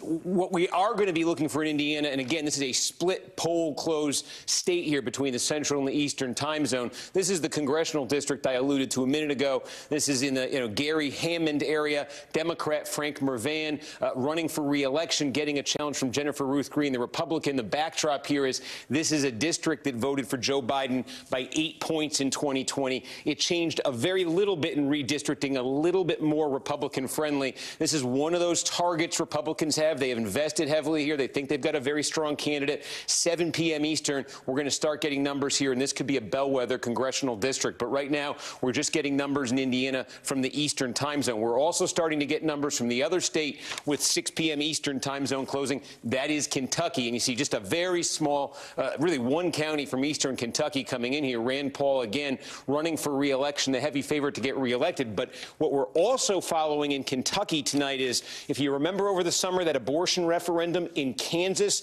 that was a constitutional amendment in Kansas that would have put into the state constitution that there is no right to abortion. Went down to big defeat in Kansas, as you remember this summer. Essentially, that identical proposal is on the ballot in Kentucky tonight, to put into the state constitution that there is no right to abortion. So one county, I'm just going to give you a sense of what we're following tonight, but this is an overwhelmingly Republican county in eastern Kentucky. Rand Paul is winning by 33 points. How's that ballot proposition doing here? It's basically 50-50. Yes would enshrine in the state constitution language that says there's no right to abortion. No would not do that. So, the anti-abortion side is yes, the pro-choice side is no, essentially, on this. And you're seeing a significant split between the Republican-Democrat vote in this county and how that ballot proposition is doing. So, again, one county in Kentucky, but we're going to be keeping an eye on that proposition all night, certainly. And the rest of this hour, this board could light up and we get a little more clarity, potentially, on that ballot proposition. Excellent, Steve. Thank you very much. And on the issue of abortion, obviously there's a couple different ways in which that plays out tonight. One is how it affects people's overall propensity to vote and who they vote for. It's a nationally motivating thing for a lot of voters. And there's been some interesting questions, I think, raised about whether or not polling accurately captures people's feelings about abortion. Both Nicole Wallace and Joy Reid were talking about that during our special election eve coverage here last night. But then there are 5 states in which abortion is literally on the ballot. Michigan and California and Vermont. There are propositions on the ballot that would enshrine reproductive rights, reproductive liberty in the state constitution. But then in Kentucky and in Montana, we're seeing anti-abortion measures as well. So it'll be interesting to watch those in the abstract, I mean, or in themselves, and also how they match to the votes in the rest of those states and everything else that is on the ballot. All right, we got much more to come here this election night. I do believe we've got a shot here of McAllen, Texas. Big lines tonight in McAllen in South Texas. Texas is one of the only states in the country where early voting numbers actually didn't keep pace, didn't set a record compared with the last midterm in 2018. Whether or not that maps itself to there being larger numbers of people who turn out today on Election Day, we shall see. But this is the line tonight in McAllen. Much more to come tonight. Stay with us.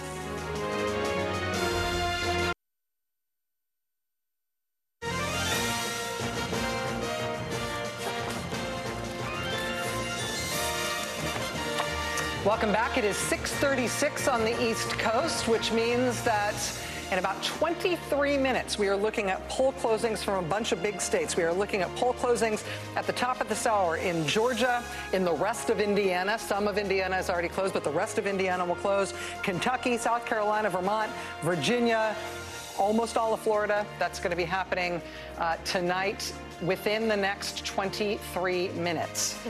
I'm going to turn things over now to my colleague Alex Wagner. She's got her team of political insiders who are surveying the landscape for tonight. Alex, over to you. Thanks, Rachel. I'm here with former White House Press Secretary Jen Psaki, former Missouri Democratic Senator Claire McCaskill, and former RNC Chair Michael Steele here in the clubhouse, guys. Okay, you are connected to important networks. What are you guys hearing at this moment in time when so much is on the line, Jen? Well, I'm hearing a lot from Democrats about their concern that because they've run such a big push on mail-in ballots and early voting across the country, Republicans are going to try to claim victory early. Because in a lot of these key states, Pennsylvania, Wisconsin, and others, they count the early votes and the vote by mails later. And sometimes that takes hours or it takes days. So this is really an area that Democrat after Democrat has brought up with me as one they want to watch, when they want to call out as they start to see that on Twitter and other places.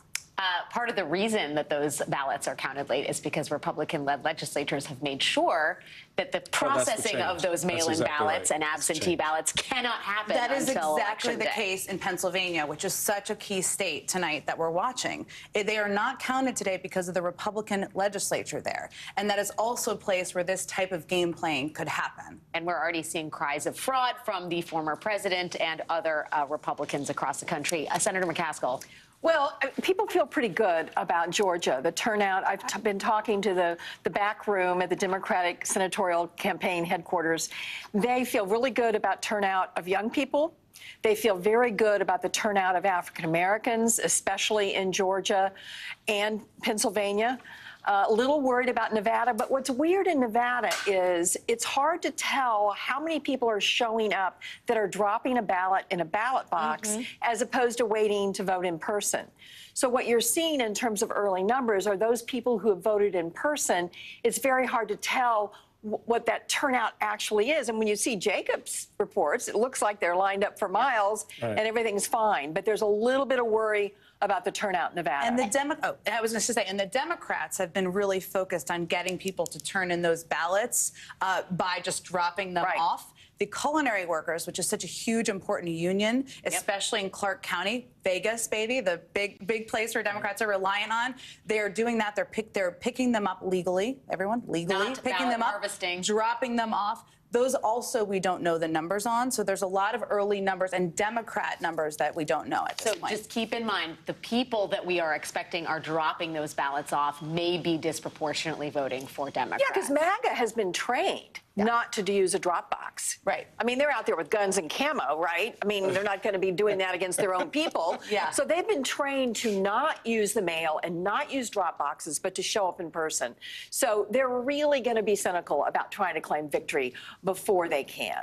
Or hopefully never. Meanwhile, okay. on the other side of town. Yeah, on the other side of town. What Folks are fat and happy. I mean, it is. I mean, it is. I'm hearing and seeing a lot of big wave, big night enthusiasm from Republicans right now. And it's interesting, it's on two fronts. Trump is kind of pushing a separate narrative that you see playing out with folks like Kari Lake, who are, nitpicking every little detail, claiming or setting up a narrative for fraud. A lot of the mainstream guys are really kind of not paying attention to that. They don't want to get distracted by that. But that's going to come back later on, should we go into day 2, day 3. So they're setting that in motion. But wait, what if you win outright tonight and you've been claiming fraud? Well, I'm glad you said that. So awkward then. Glad you For Kari Lake. raised Is that that point. fraudulent, Kari Lake? That's Kari Lake is interesting because she's saying that this system, all these little issues that she's had all day long are problematic. So when she was asked just recently, well, should we then, if you win, question whether or not you won? She said, well, it's not that. I'm just concerned about the people who are administrating the election. So she's trying to cut it both ways, and probably will be successful in doing that, because if she wins, then she can sit back and say, great election, everybody, go home, right? And remember, in Maricopa County, that's administered by Republicans. It's administered by Republicans. It's not Democrats that are administering that election. Exactly, but that's lost on a lot of voters. The other side of that same block, though, is you're now seeing the jockeying beginning for leadership. So Claire and I had a little conversation last night off air about the future Republican leadership in the Senate. Josh Hawley tonight comes out and declares, I'm not supporting Mitch McConnell for Speaker. So you're beginning to see that set up. Now, I've talked to some folks about that. Mitch ain't worried, but, he's got to go through the motions. Told ya. No, you said he's going to be Speaker. I didn't disagree with you. No, I said there's going to be a fight. Oh, the fight. Who is the leader of the Republican Party. I don't think it's going to be a fight. They have to win. Scott, who wants to cut Social Security, be the leader of the Josh Republican Hawley Party. in a fight. We saw him run already. I know, so we're not worried about Josh Hawley. Well, first they have to win. They have to win the Senate. We have the videotape of Josh Hawley running But there's away. excitement. There's excitement. There is a little bit of measuring of drapes right now. A little bit of preparation. And so you're going to see this, I think, by late evening, certainly tomorrow, begin to shift into how we govern now, what we do, and what's the next step. I don't know how much governing we're going to hear, since, top of mind is impeaching Joe Biden for many in the House. But there's fat and comfortable. Let's just put it that way, right? Well, at this hour of the evening. Cautiously optimistic and fat and comfortable. Somehow those two realities are going to intersect in probably a matter of hours. Jen Psaki. And don't forget, we still have the West Coast. That is true. Jen Psaki, Claire McCaskill, Chairman Steele. Thank you all for your insights and insider information. Rachel, back over to you. We will be checking in with the political insiders, those political professionals who have been there, done that, and escaped with their lives over the course of the evening tonight. At the top of this hour, we're going to start seeing the first results coming in from one of the tightest races in the country, which could determine, of course, who controls the U.S. Senate. These are the poll closings that we are heading quickly toward. We'll be right back. Stay with us.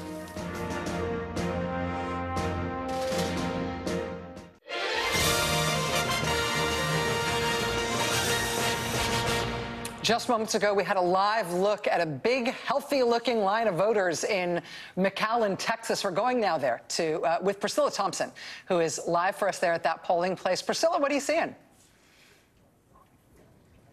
Yeah, Rachel, that line has only gotten longer since we last showed that shot, and I'll give you a look at it. We're at the end here, and we'll just walk all the way up.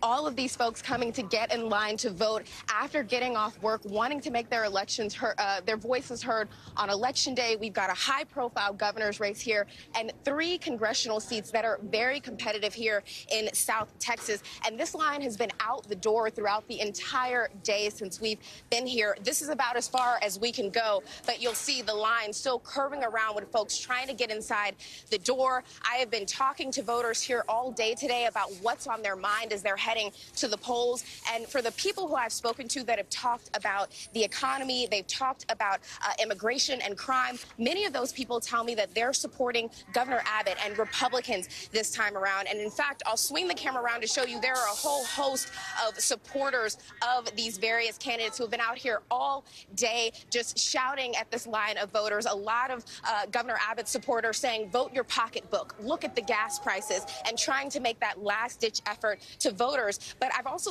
been speaking to Democrats here, and especially a lot of women who are saying that abortion is the #1 issue on their mind, and they're going to be supporting Democrats. And I was struck by one conversation I had with a voter. Her name is Marissa. She's a teacher here, and she told me about that she's supporting Beto, and she is for a woman's right to choose, even though she's very religious. She feels like that's a decision between a woman and God, not a woman and the government. And I was very struck by how she was thinking through that decision. But this is what things are looking like here with just an hour to go until polls close. Back to you. Priscilla Thompson in McAllen, Texas. Priscilla, thank you for that. Fascinating. It's nice to see, I have to say, it's seeing the lines of people and people who've been there all day. She said those lines have been long.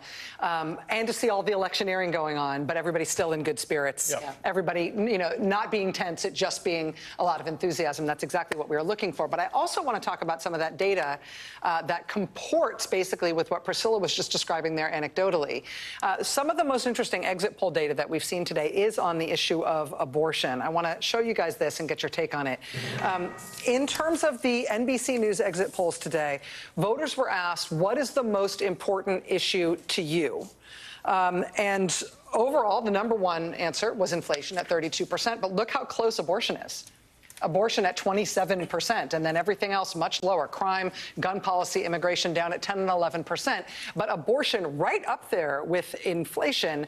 And then there's a qualitative question, follow-up question on this subject, which I think is also interesting, which is how do you feel about the Supreme Court's decision to overturn Roe versus Wade? And the exit poll on that is striking. I mean, the largest response there, 39% of voters saying they're angry with the Supreme Court's decision to overturn Roe. Another 21% saying they are dissatisfied with it. Put those together, that's 60%. In terms of the people who are enthusiastic or satisfied with it, that comes to less than 40%. So these exit polls are suggesting, as Priscilla was just saying, what she's hearing from people in line who are there to vote Democrat in McAllen, that abortion is motivating and emotionally so. I mean, we saw this, we live in an era in which it's hard to know how accurate polls are. But what we do know are when there are special elections. That's hard data, right? We saw it this summer with the special elections, right? The Kansas abortion vote. We saw a number of elections here in New York State, right? In a New York 19 special election that was run largely on abortion. Again, not polling, not error, the actual votes of the actual voters. And I think, one of the things that jumps out in that exit poll is, if you're a political practitioner, Nicole, you could tell me if I'm wrong here, you want to talk about issues you're winning 60-40. And what you don't want to do is talk about issues they're winning 60-40. And much of a campaign is a battle space between them trying to get everyone to talk about the issue they're winning 60-40 and you trying to get everyone to talk about the issue you're winning 60-40. There was a little bit of second guessing down the stretch about Dems focusing too much on abortion. It always seemed to me like they're winning that issue 60-40. Of course they want to center it in voters' minds. And it's not even just you. I mean, just real quick, it's not even just centering it in voters' minds. Anecdotally, and I don't know if you heard, you talked yesterday about people deleting their apps to follow their periods. What I'm hearing just anecdotally are people who are angry. And the thing is, it's not just a matter of what issue you think is most important. It's what issue will actually make you vote. What are you voting on? Right. Are you voting on the thing that you're the most passionate about? That is what I think campaigns are caring about. I mean, I'm furiously texting with people, long lines in Dane County in Wisconsin. They're expecting potentially 85% turnout. Campuses is where they're seeing a lot of energy. They're having to actually add poll workers in some areas of Wisconsin because, they have same-day voting registration. registration in Wisconsin. Now, we don't know what that is, but all I know is that it's passion that makes you actually register to vote on Election Day. Yeah. And it's what you're most passionate about. And I think for women, for a lot of women, this is a foundational issue of whether you own yourself, whether you're religious or not. Totally agree. And the seismic thing that we'll be talking about for a long time is that 60% of voters view the Supreme Court as a dead political weight. Yeah. That is that might be the most seismic shift in issue in my political career. Republicans used to vote on Supreme Court. You don't have 60% of voters saying we don't like it. It is now a liability against Republicans. Yeah. And, you know, karma's a you-know-what. But this Supreme Court was made by Mitch McConnell. It was made by Donald Trump. Yeah. And if they now are sort of choking on it, they deserve everything they get. We talk about the democracy crisis. It's also a crisis of legitimacy for the Supreme Court. Mitch McConnell stole a seat. Donald Trump got fewer votes and put 3 people on it. People went before the Senate and said, under testimonial oath of perjury, they wouldn't change Roe. First thing they did was go in and do that. Right. You see a wave here. Inflation is huge. We have an inflation problem in this and many countries. We'll see whether that predominates for some, but 60% say legal, 60% dissatisfied or angry. It's a huge issue. It's not going away. And it plays directly into a lot of these states where governors races are here because it's going to be up to individual state policies whether or not abortion is banned. And so it puts the abortion issue front and center in abortion in every governor's race where this is potentially in play. We're going to take a quick break. When we come back on the other side of it, we're going to have poll closing in a bunch of big states. You'll want to be here for this. Stay with us.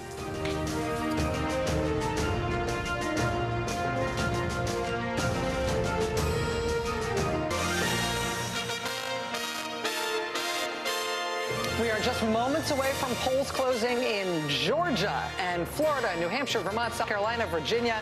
Steve, what are we looking for? Yeah, it's 2 minutes away. That's when it's really going to start getting fast and furious. But right now, just a few more votes we can show you coming out of Kentucky. Again, right now, disproportionately where the vote is coming from is Louisville, one of the very few Democratic areas in the state, Jefferson County. It's about 60% of the vote. Charles Booker, the Democrat, that puts him ahead in the tally over Rand Paul. But just again, compare the Senate race, where with the numbers we have reported right now, that's what you're seeing, to that abortion proposition. So you see that the no side is running about 10 points right now ahead of the Democrat in the Senate race. Again, this is disproportionately Democratic vote we're getting in Kentucky, mainly from Louisville. But we're going to keep an eye, obviously, on this one as this fills up over the next hour. But I'm looking at the clock. In less than 90 seconds, Florida, Virginia, New Hampshire. We're going to start getting Georgia. We're going to start getting a lot of numbers in a lot of very important places. All right, as we head toward those 7 o'clock poll closings, again, keep in mind here that what we are getting is results as they come in. Some states give you a lot of results at the very beginning. Some states, they will trickle in. And in state by state, there will be a partisan skew, depending on the state, as to whether or not Democratic-leaning votes come in first or Republican-leaning votes come in first. Now, you can try to be your own mini Steve Kornacki and memorize these things in 50 states across the country so that you know exactly what colored glasses to put on when looking at what percentage of what precinct is coming in at what time. Or you can take the hopefully more relaxing course of looking at these things, which we would recommend, which is be patient. Wait till a lot of the result is in. And by the time you get an NBC News election desk characterization of a race, you can be confident that the election desk is more than 99% certain that that is how the race is going to turn out. So again, patience is a virtue in all circumstances. Patience is probably a health necessity on a night like tonight as we are starting to get our first poll closings. At 7 o'clock, we're looking at Georgia, Indiana, Kentucky, South Carolina, Vermont, and Virginia. And we will give you these results as they come in. The NBC News election desk feeds these to us just as we get there. But at 7 o'clock on the East Coast, as polls close in those states, these are the results as we can see them now. In the Georgia Senate race between Democrat Raphael Warnock and Republican Herschel Walker, this race is too early to call. In the Indiana Senate race, the projected winner of the Indiana Senate race is incumbent Republican Todd Young. In the South Carolina Senate race, the projected winner is the incumbent Republican Tim Scott. In the Kentucky Senate race, this race is too early to call, but Republican incumbent Rand Paul is projected as leading in this race in Kentucky. In the Vermont Senate race, this is also too early to call. This is an open Senate race in Vermont. This is too early to call, but the Democrat, Peter Welch, is characterized as being in the lead. This is the overall picture of the U.S. Senate at this hour. Blue seats held by Democrats, red seats held by Republicans. All the ones that are grayed out are those yet to be decided. Right now, the Democrats hold 36. The Republicans hold 31. That means we're looking at 33 undecided seats. In the governor's races, at this hour, we are looking at the Georgia governor's race. This race between incumbent Republican Brian Kemp and his Democratic challenger, Stacey Abrams. This race is too early to call, the Georgia governor's race at this hour. Up to South Carolina. The South Carolina governor's race, we have an incumbent Republican, Henry McMaster, against his Democratic challenger, Joe Cunningham. This is too early to call in the South Carolina governor's race. And in the Vermont governor's race, we have an incumbent Republican governor in Vermont. His name is Phil Scott. He's facing a Democratic challenger, Brenda Siegel. In the Vermont governor's race, this is, at this hour, too early to call. So as promised, at 7 o'clock, lots of poll closings, but only a few of them called. Steve, what are you looking at in terms of what's interesting here? Well, yeah, we do have our first result in from Georgia, partial result from one county, just to show you. Richmond County, this is where Augusta is. This is a Democratic area, so it's statewide. That is all the vote that we have right now. But as we said, in Georgia, and I think this is a difference from what we saw in 2020. I think you can expect a lot of the earliest vote to come out to be more on the Democratic-friendly side. That is not the same-day vote coming out first in a lot of counties. Instead, what you're getting here, you see in Richmond County, 41% of all the vote in one batch. So that's early, that's mail, that's votes they were able to tabulate today and get out. And you can see just this county in the 2020 presidential election was a 68% Biden county. It's that much more favorable to the Democrats with this big early batch of votes that they're able to report out. So again, the name of the game here in Richmond, and we'll see this replicated in county after county. This sort of gives you a preview of perhaps how to watch Georgia and the results come in. It'll be when the same day is added to this, does this number tick down? How much does this tick down? I think we'll see that story in a lot of counties in Georgia tonight. But that's, you're seeing the Senate race right there. Obviously, we're following the governor's race. You see Abrams tracking a couple points behind Raphael Warnock. Something else we're going to be looking at, we've been seeing gaps in the polls between Warnock and Abrams, between Kemp and Walker. Is there a gap? How much of a gap? That's another story we're certainly going to be following. The other thing we're waiting on, and I'm just checking to see if anything has come in Florida. Okay, Broward County. What do we have in Broward County? So this is it. This is one of the biggest counties in Florida. This is where Fort Lauderdale is. And again, like I said, in Florida, every county right now in this time zone, in this time period, about 30 minutes outside the Panhandle, will report out its combined early and mail vote. And in this case, this is more than half the vote in one of the biggest counties in the state, Broward County, heavily Democratic. So you've got Crist here with that 25-point advantage in a heavily Democratic county over DeSantis. Now, let's put this in some perspective here. Broward ended up in 2020 with Biden at 64 points, 64.5% for Biden in 2020. That's where he ended up. Like we said, this first batch of vote that you get, this big chunk of vote in these counties in Florida, is generally going to be the high water mark for Democrats because what's to come after it is going to be the same-day vote. And as you've been talking about, the same-day vote tends to be more Republicans. So the expectation that this would be the high water mark and it would come down from here. We'll see if that's how it pans out tonight. That's how we've seen it pan out in the past. But we are getting, you see that in Broward, and I think we can expect in the next few minutes a lot more of these counties to be lighting up. So we've got the governor's race. We've got the Senate race. You can see Demings running in that county about a point better. Val Demings, the Democratic challenger, Marco Rubio, running about a point better in that county. Okay, we got Alachua. This is Gainesville. This is where the University of Florida is. Again, this is a core Democratic county, so you're getting a lot of Democratic vote out of there. You see, I said it's going to start lighting up like a Christmas tree. You're getting the early in the mail vote out. Now you're getting the Gulf Coast here. You're getting north of Tampa. You're getting into a core Republican area, and so you can see huge Republican vote there for Rubio. He's running at 67%. DeSantis is tracking a point above him.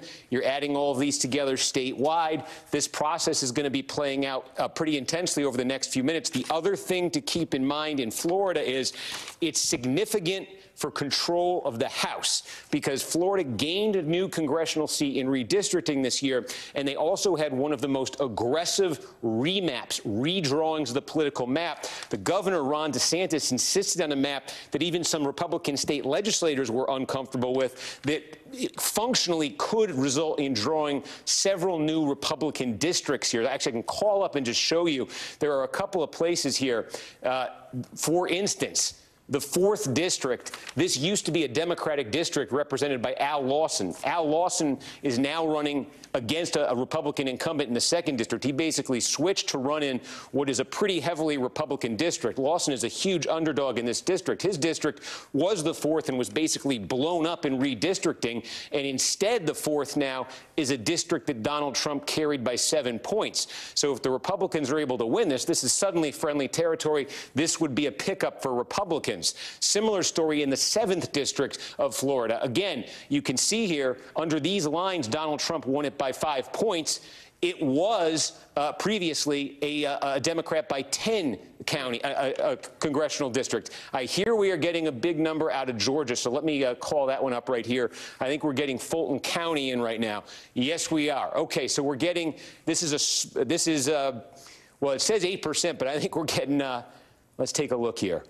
Okay, yeah, this is it. We got the mail and the early. Again, this is what we were talking about happening in Georgia. So you're getting that combined mail early that they were able to tabulate all during the day today. This is Atlanta. This is the biggest county in the state. This is the heavily Democratic. And again, you can see here, Joe Biden finished up in 2020. And remember, he won Georgia by 11,000 votes in 2020. So Fulton County was a big part of that, and he got about 72.5%. With the mail and the early vote, Warnock is starting out in Fulton County at 75.3%.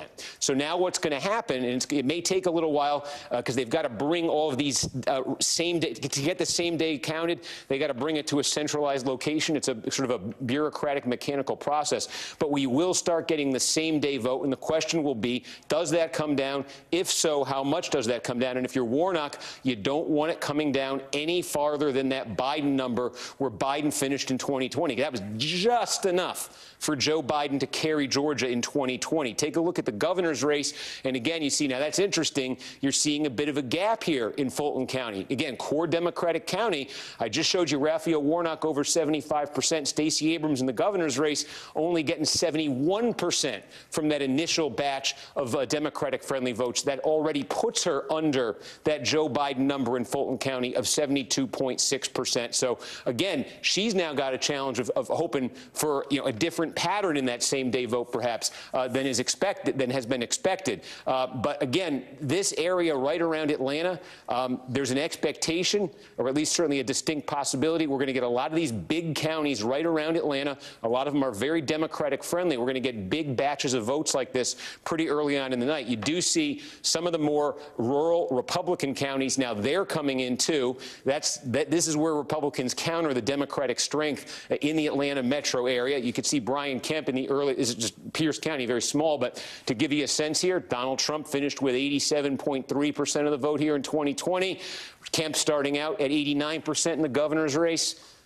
Herschel Walker starting out at 87% in the Senate race here. So again, they're going to sort of be, you have Republican strength in the rural areas, Democratic strength in the core Atlanta metro area, Republican strength sort of in the next ring, the next layer of counties, talking about a place like Cherokee County, for instance.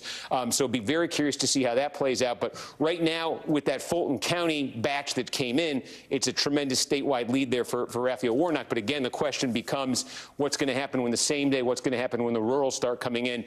Again, you're moving more into, here's a good example. this was an overwhelmingly Republican county, and you're getting. We're not quite sure. Actually, 5%. We can't tell you if that's just mail and same day or exactly what that is. We would have to check on that, but. That should be a Republican county historically. So that's what's going on in Georgia. We'll check back in on Florida and see if we've got a little more. We do. Okay.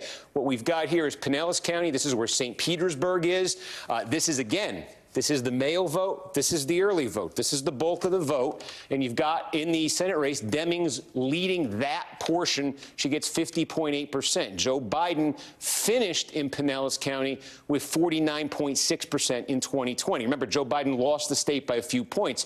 So if you're a Democrat in any given county in Florida, you want to be running 2 or 3 points above the Biden number from 2020. So Demings is starting out in Pinellas County about a point above that, with largely same-day vote to come in. So that's a challenge. Take a look at the governor's race right there. Now, this is Charlie Crist's home base. So you see Crist is at 50.6% here. He's starting out a point ahead of where Biden was, again, with the same day to come. We have a congressional district that's based in Pinellas County. Let's see if we've got...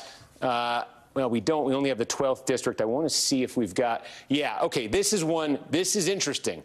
So the 13th district was Charlie Crist's district in Congress. He left this seat to run for governor. This is one of the seats that was changed dramatically by the remap that Ron DeSantis insisted on. So it was a Democratic seat. It was Charlie Crist's seat.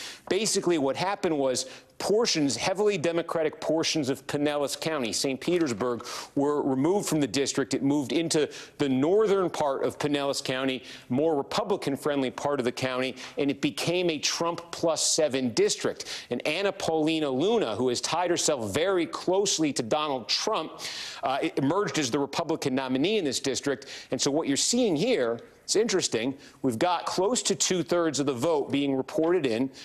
This is, again, the early in the mail vote, and the Democrat with a lead of 4 points over Anna Paulina Luna. So we've now got about a little bit more than a third of the vote to come in. It's going to be same-day vote, and it's a question of will that be enough to lift Anna Paulina Luna over Eric Lynn. There was a little bit of talk in the run-up to this to today that this district, drawn so aggressively to favor Republicans, that Luna might be testing how far voters were willing to go. And you see from this early number, it does look competitive there. So that's one we'll be keeping a close eye on. And there are several other districts in Florida as well that were drawn for the same purpose that 13 was drawn.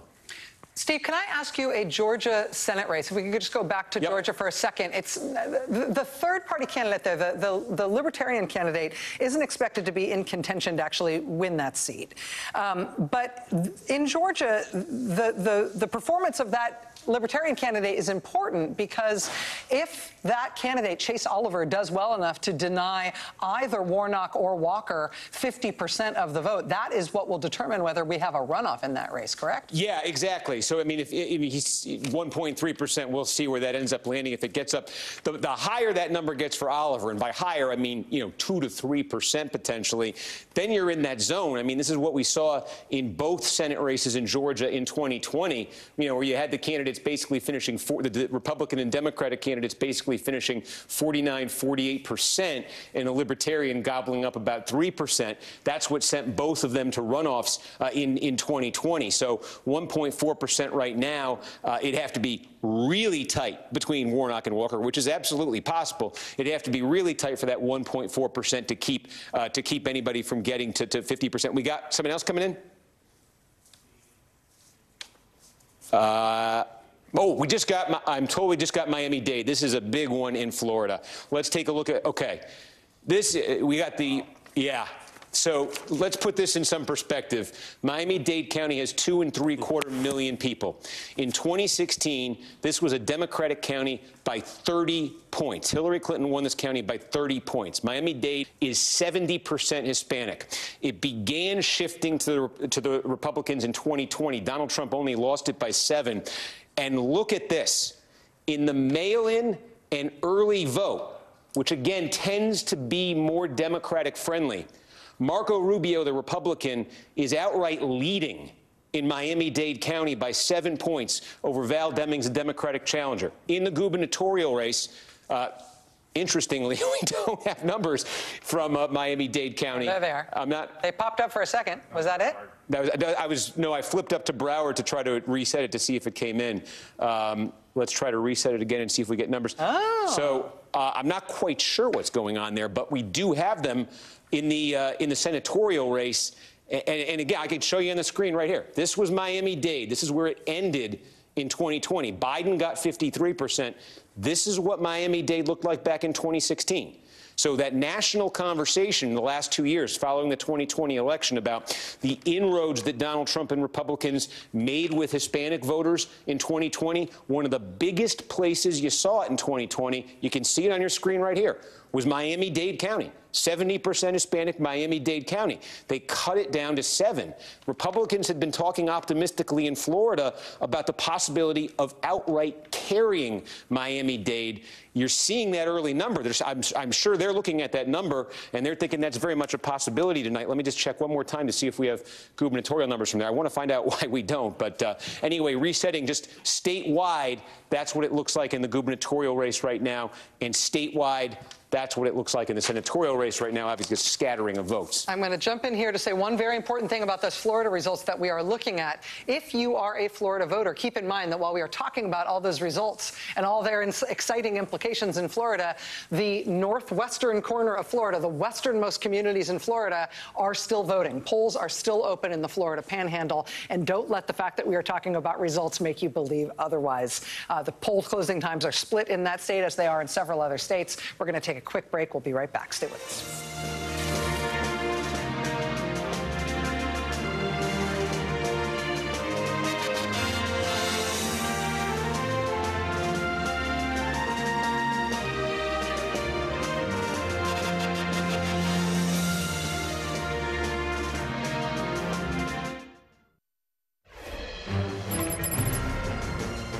NBC News can now project that there is a winner in the Kentucky U.S. Senate race. Incumbent Republican Rand Paul is the projected winner. He has been reelected in Kentucky.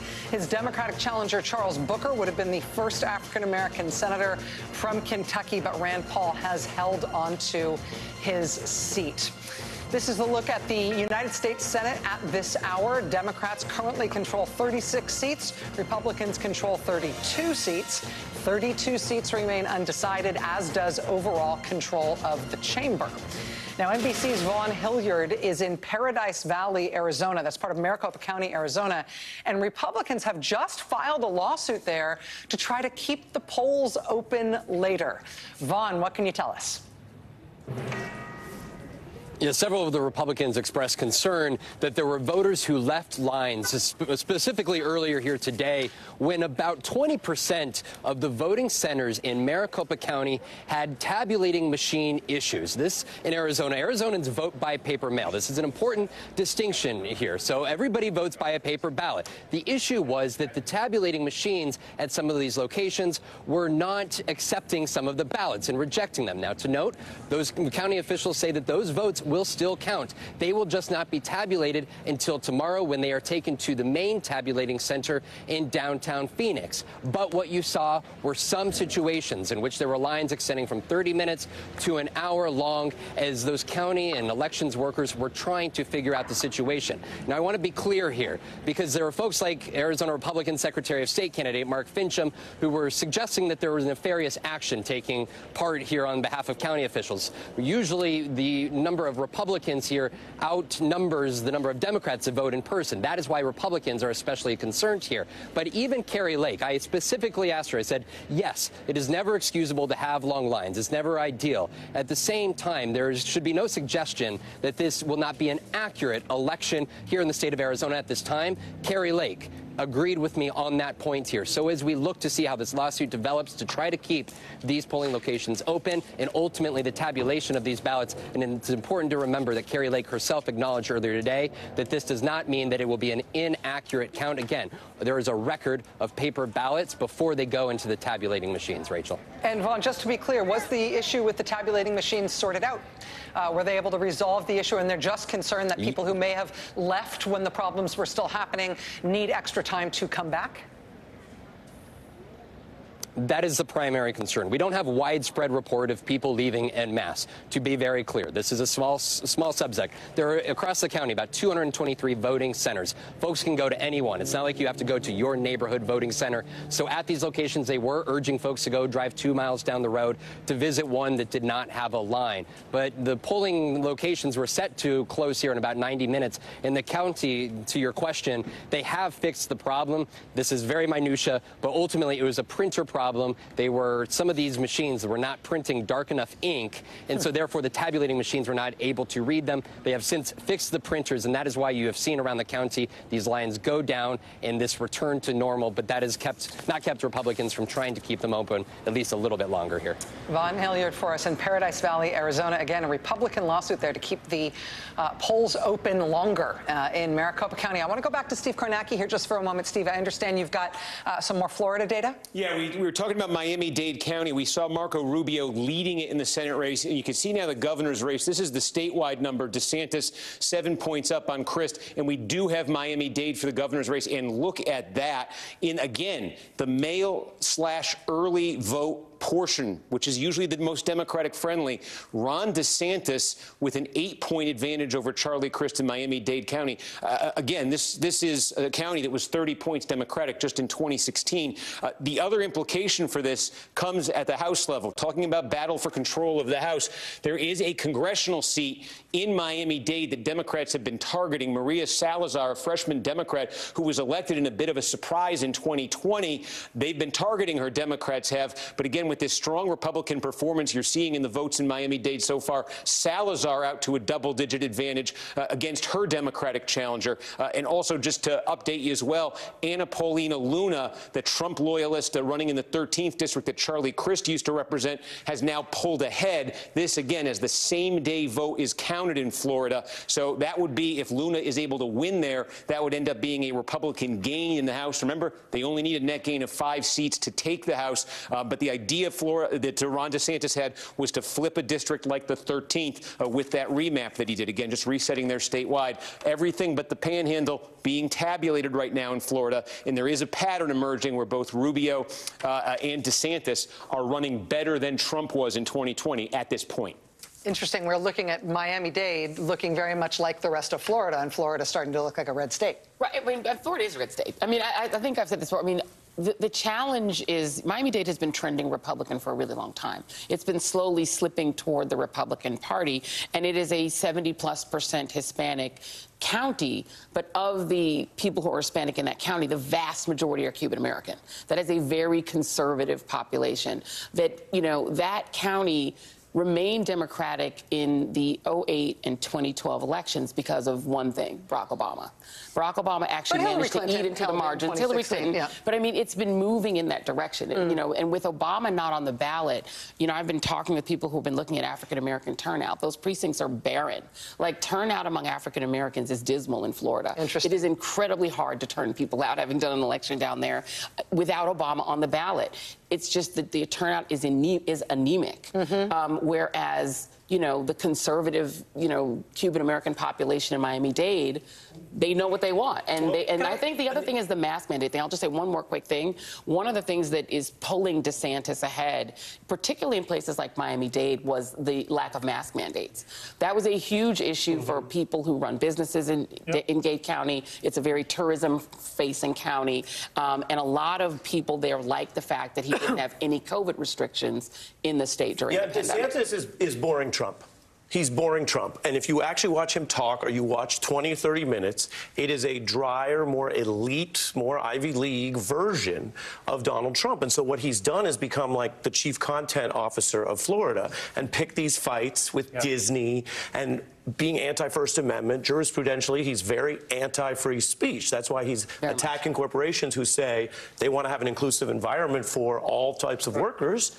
And he says, you will be punished for that position, for that speech. And so in all these ways, because he is more boring, I mean, C-SPAN is his enemy if you actually watch a full speech, but he's found these culture war Trump issues. without charisma. Trump without any of that flavor, and made himself a national figure through fights. But here's the thing, and this is one, I think the first data point. I'll just tell you, we got a poll closing in 40 seconds. Okay. Go fast. The first data point that suggests what I think might be a theme tonight, and I'm going to talk to the Republicans who are watching this.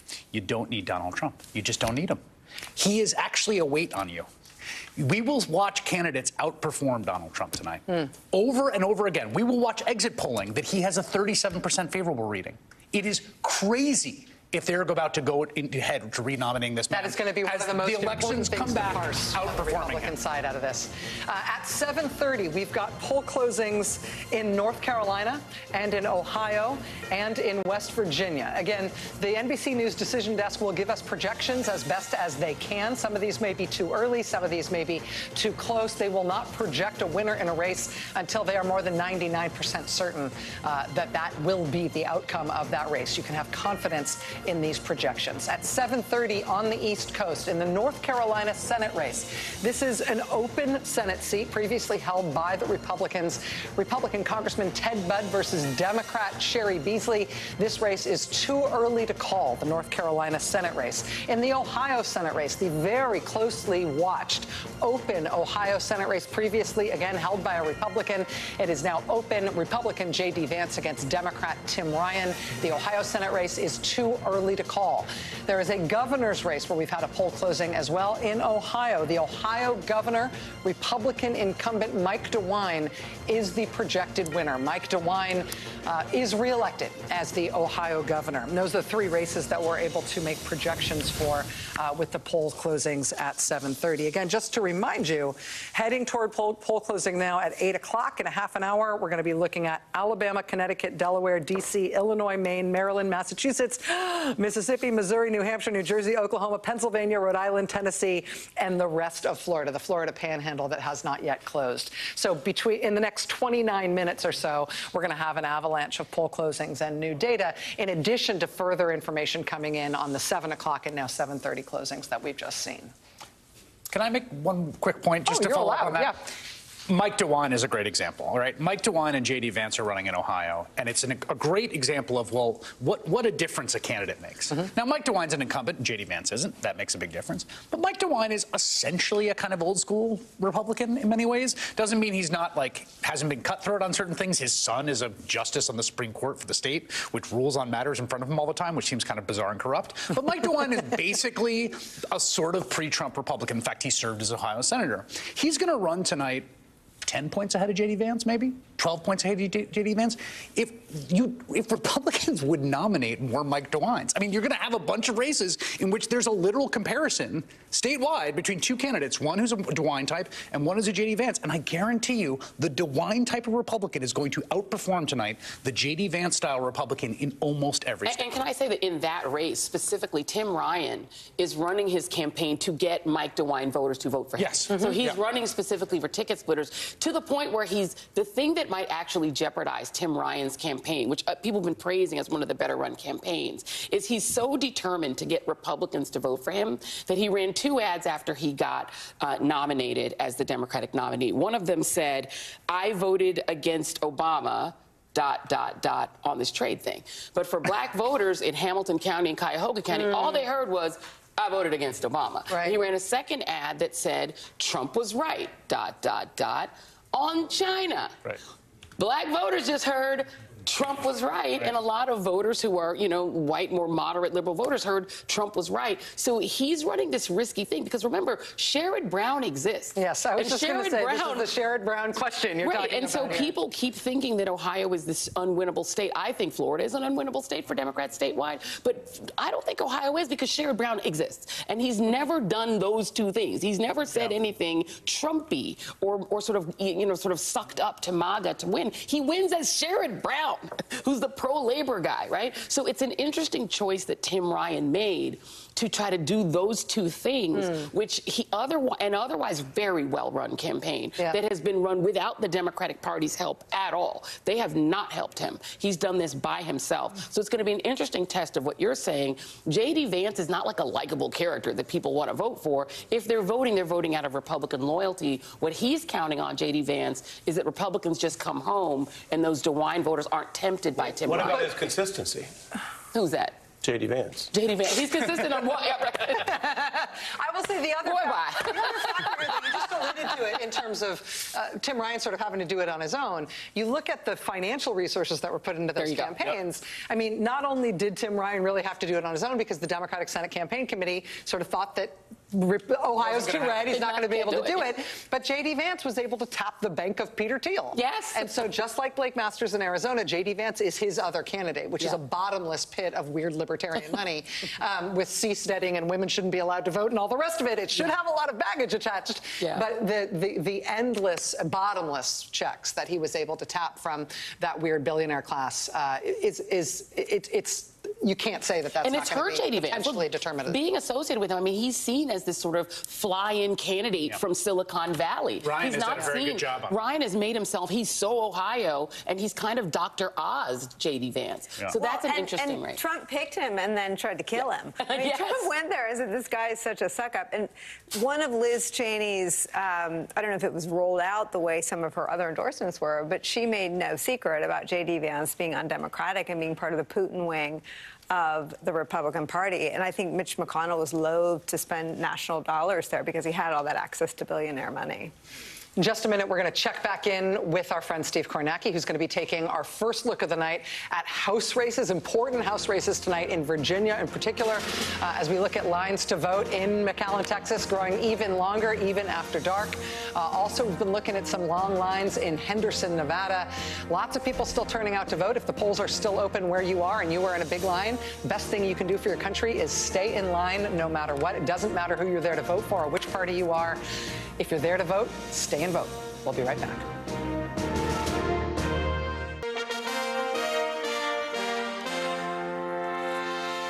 All right, this is the North Carolina Senate race that we're looking at right now. The projection here is that it is too early to call. This is an open Senate race because Republican Senator Richard Burr is retiring. It's Republican Congressman Ted Budd, who's a Trump endorsee, who's a January 6th objector, against Sherry Beasley, the Democratic former state Supreme Court Chief Justice. Again, too early to call. Big chunk of the vote in here, though, in North Carolina, 33% in. Let's go to Steve with that. Steve, let's talk a little bit about North Carolina Senate. I understand you've also got some House races to talk to us about. Yeah, absolutely. And I think this is a bit of what we were setting up at the start of the night in terms of there are going to be states where Democrats jump out to some pretty significant early leads. That's what we've seen in Georgia, and we see it in North Carolina as well. A lot of this has to do, again, with that very specific vote return pattern. So North Carolina, another state where it's all reported out centrally through the states, but what the counties do is they tend to send to the state right away the early vote, the mail vote, and then it takes a while. There's usually a lag there of about an hour or so, and then the same day vote starts getting added in. So you're seeing some big chunks of vote come in from some big counties. Here's Mecklenburg, where Charlotte is. It's a big Democratic county. You see Sherry Beasley, no surprise, she's ahead. She's running at 69% and change right now. Biden finished at 66.7 here. Now, remember, Joe Biden almost won North Carolina. He lost the state by 75,000 votes, shaved 100,000 votes off of Hillary Clinton's deficit in 2016. So if you're Sherry Beasley, the name of the game in a place like Mecklenburg is basically to be, I'd say, a point above that Biden number. You know, get to 67.5, 68. You see with what's come in so far, she's at 69. The question is with what's left to come, which again will include a lot of same-day vote, does that come down? Does that come down under that number? You know, you can see it in a place like, go to Western North Carolina, Asheville area, another core Democratic area. You know, Biden getting about 60% here, Beasley jumping up to 67% with that mail, with that early. How far does that come down? That's sort of the name of the game here. Go to Wake County, Raleigh. Okay, Biden finished at 62%. Beasley starting at 68 here. As that same day comes in and gets added to the mix, you want to see how far that comes down. Again, she wants to finish ahead of Biden in all these counties. That would put her on track to win statewide potentially. So again, statewide in North Carolina, just taking an update, a little bit more than a third in, heavily early, heavily male. That's the situation there for Beasley. Let's take a look at the battle for the House, though. Take us back down to Florida here, and we could just check in quickly on the Senate race and the governor's race, and you see double-digit advantages for both Republicans there. But we said Florida is a place that the map was drawn by Ron DeSantis and Republicans to try to get Republicans a big step towards that net gain of 5 House seats they need to get control. So you're looking at here a list of congressional districts. These are the congressional districts that are held by Democrats right now, but that were carried by Donald Trump in 2020. And you'll note that 3 of them are in Florida. And all 3 of these districts were redrawn by this remap in Florida that Ron DeSantis pushed through for the purpose of flipping Democratic seats and getting Republicans toward a majority. So let's check in on those 3 districts. The 4th district, the Republicans with more than 70% in, nearly a 20-point lead for their candidate. The 7th district, this was Stephanie Murphy used to represent this, 2/3 of the vote in, the Republicans with a double-digit lead. We told you about Anna Paulina Luna in St. Petersburg area. Now she has opened up as the same-day vote comes in, a 7-point advantage. All 3 of these, if they hold, would be flips. They would be Republican gains in the House. There is also a new district that Florida got. Because of the census, they got a new seat. And again, the new district was drawn with the idea of getting a Republican elected to that new seat. And again, with about 3/4 of the vote in, you see the Republican candidate leading there. So that DeSantis map in Florida right now looks like it is doing for Republicans what they hoped it would. Now, the other place where there's some action in the House right now, let's move up to Virginia. I'll pull this off the screen. There's 3 districts in Virginia we're keeping a particular eye on tonight. One is the 2nd district of Virginia. Now, this is the Virginia Beach area here. The incumbent's Elaine Luria. She was elected in that 2018 Democratic wave. This is very competitive political territory. Joe Biden carried this by 2 points in 2020. Glenn Youngkin won this by 11 points when he was elected governor last year of Virginia. You see Jen Kiggins, the Republican challenger to Elaine Luria, about 22% of the vote in right now, is leading. Now, this is a state, and this is a district where the first reported vote may be more Republican-friendly than the final result, where you're going to get more of the same-day vote in the early mix than you're going to get the early vote. And so you see Kiggins jumping out to a lead here. We'll see. The name of the game here is, as that early vote is added to the mix, can Luria get closer? Can she hold on here? But this is one Republicans at sort of a threshold level tonight, a district that Joe Biden won by 2 points. They want to be winning districts that Joe Biden won by 2 points. The next level here, test sort of for Republicans, this is the 7th district. Abigail Spanberger, a Democrat, again, elected in that 2018 wave. Yesli Vega, Republican challenger. Now, again, you're getting a lot of same-day vote here, so that is pushing that Republican number very high. This is a district, I'll just show you. It's a district that Joe Biden won by 6 points. So Republicans, it's a little bit more of a hurdle for Republicans to get this one.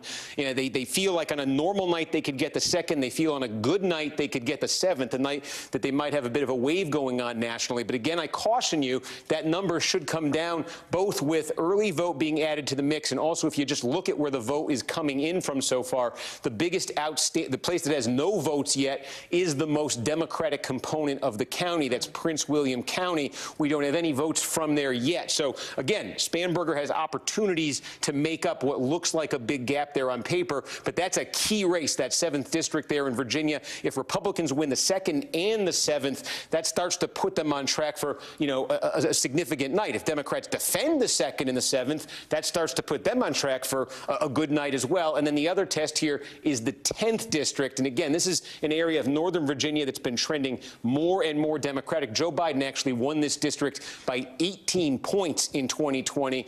Again, it's about 20% here. Democratic areas, early votes, not a big part of this mix right now. So you want to see how these numbers evolve, how these numbers change. But this is sort of, to me, the 10th District of Virginia has been kind of the wave test. It's a Biden plus 18 district. If we start getting a lot of vote in here and the Republican hung cow is either leading or within, say, 5 points, that's pointing to a really big night for Republicans. So Democrats want to win this district. They want to win it big. So those are the three kind of tests there that we're looking for in Virginia. And I'm just being told we're getting our first reports out of Ohio. Might as well check in and just see what that looks like, that Senate race between J.D. Vance and Tim Ryan. Okay, yeah, so the big source of votes here right now that we're getting in Ohio would be Columbus, Franklin County, huge core Democratic county. You see Tim Ryan with about 3/4 of the vote. And again, in Ohio, this is what we talked about in Florida. We talked about it in Georgia. We talked about it in North Carolina. The earliest returns, these big batches of votes, are going to tend to be early mail votes here. So again, it's going to be, expect to see Ryan lead in these initial counts. And the question becomes, the same day vote, does it give Vance enough to get the lead? Chris? Can I ask you one question, Steve, just to go back to Florida in that St. Petersburg district? Yes. Again, I think we're going to end up, one of the objections of both Republicans in the state legislature and Democrats was that the new map had reduced the number of minority districts, black districts. That there was a lawsuit under the state Supreme Court. They refused to intervene, and the Supreme Court of the United States refused to intervene. So we have it in as it is. In that district, can you just show us what that district was in 2020, Biden-Trump, the new 13th? Just to give us a benchmark. Well, yeah, the new 13th would have been Trump by 7 points. Okay. The old would have been Biden by 4. Right. So the new one, though, the new one is that basically running with 88% in, that benchmark is hitting around Trump's performance 2020 thereabouts with 12% of the vote left. And what we've seen is what we've talked about. As this percentage has ticked up, that will go up. It's been same day vote. Yeah. Remember, we were at 63 and Luna was at about 46 and change. Now she's getting close to 53 at 88. So that's the difference between the early mail and the same day vote. All right, we're going to take a quick break. When we come back, we are steaming toward 8 o'clock East Coast time, which is very important in terms of poll closings. You have memorized by now this gigantic list of poll closings at the top of 8. We, of course, will be watching with particular interest the poll closings in Pennsylvania and New Hampshire, but a lot of states are about to have poll closings within the next 10 minutes. We'll have that right on the other side of this break. Stay with us.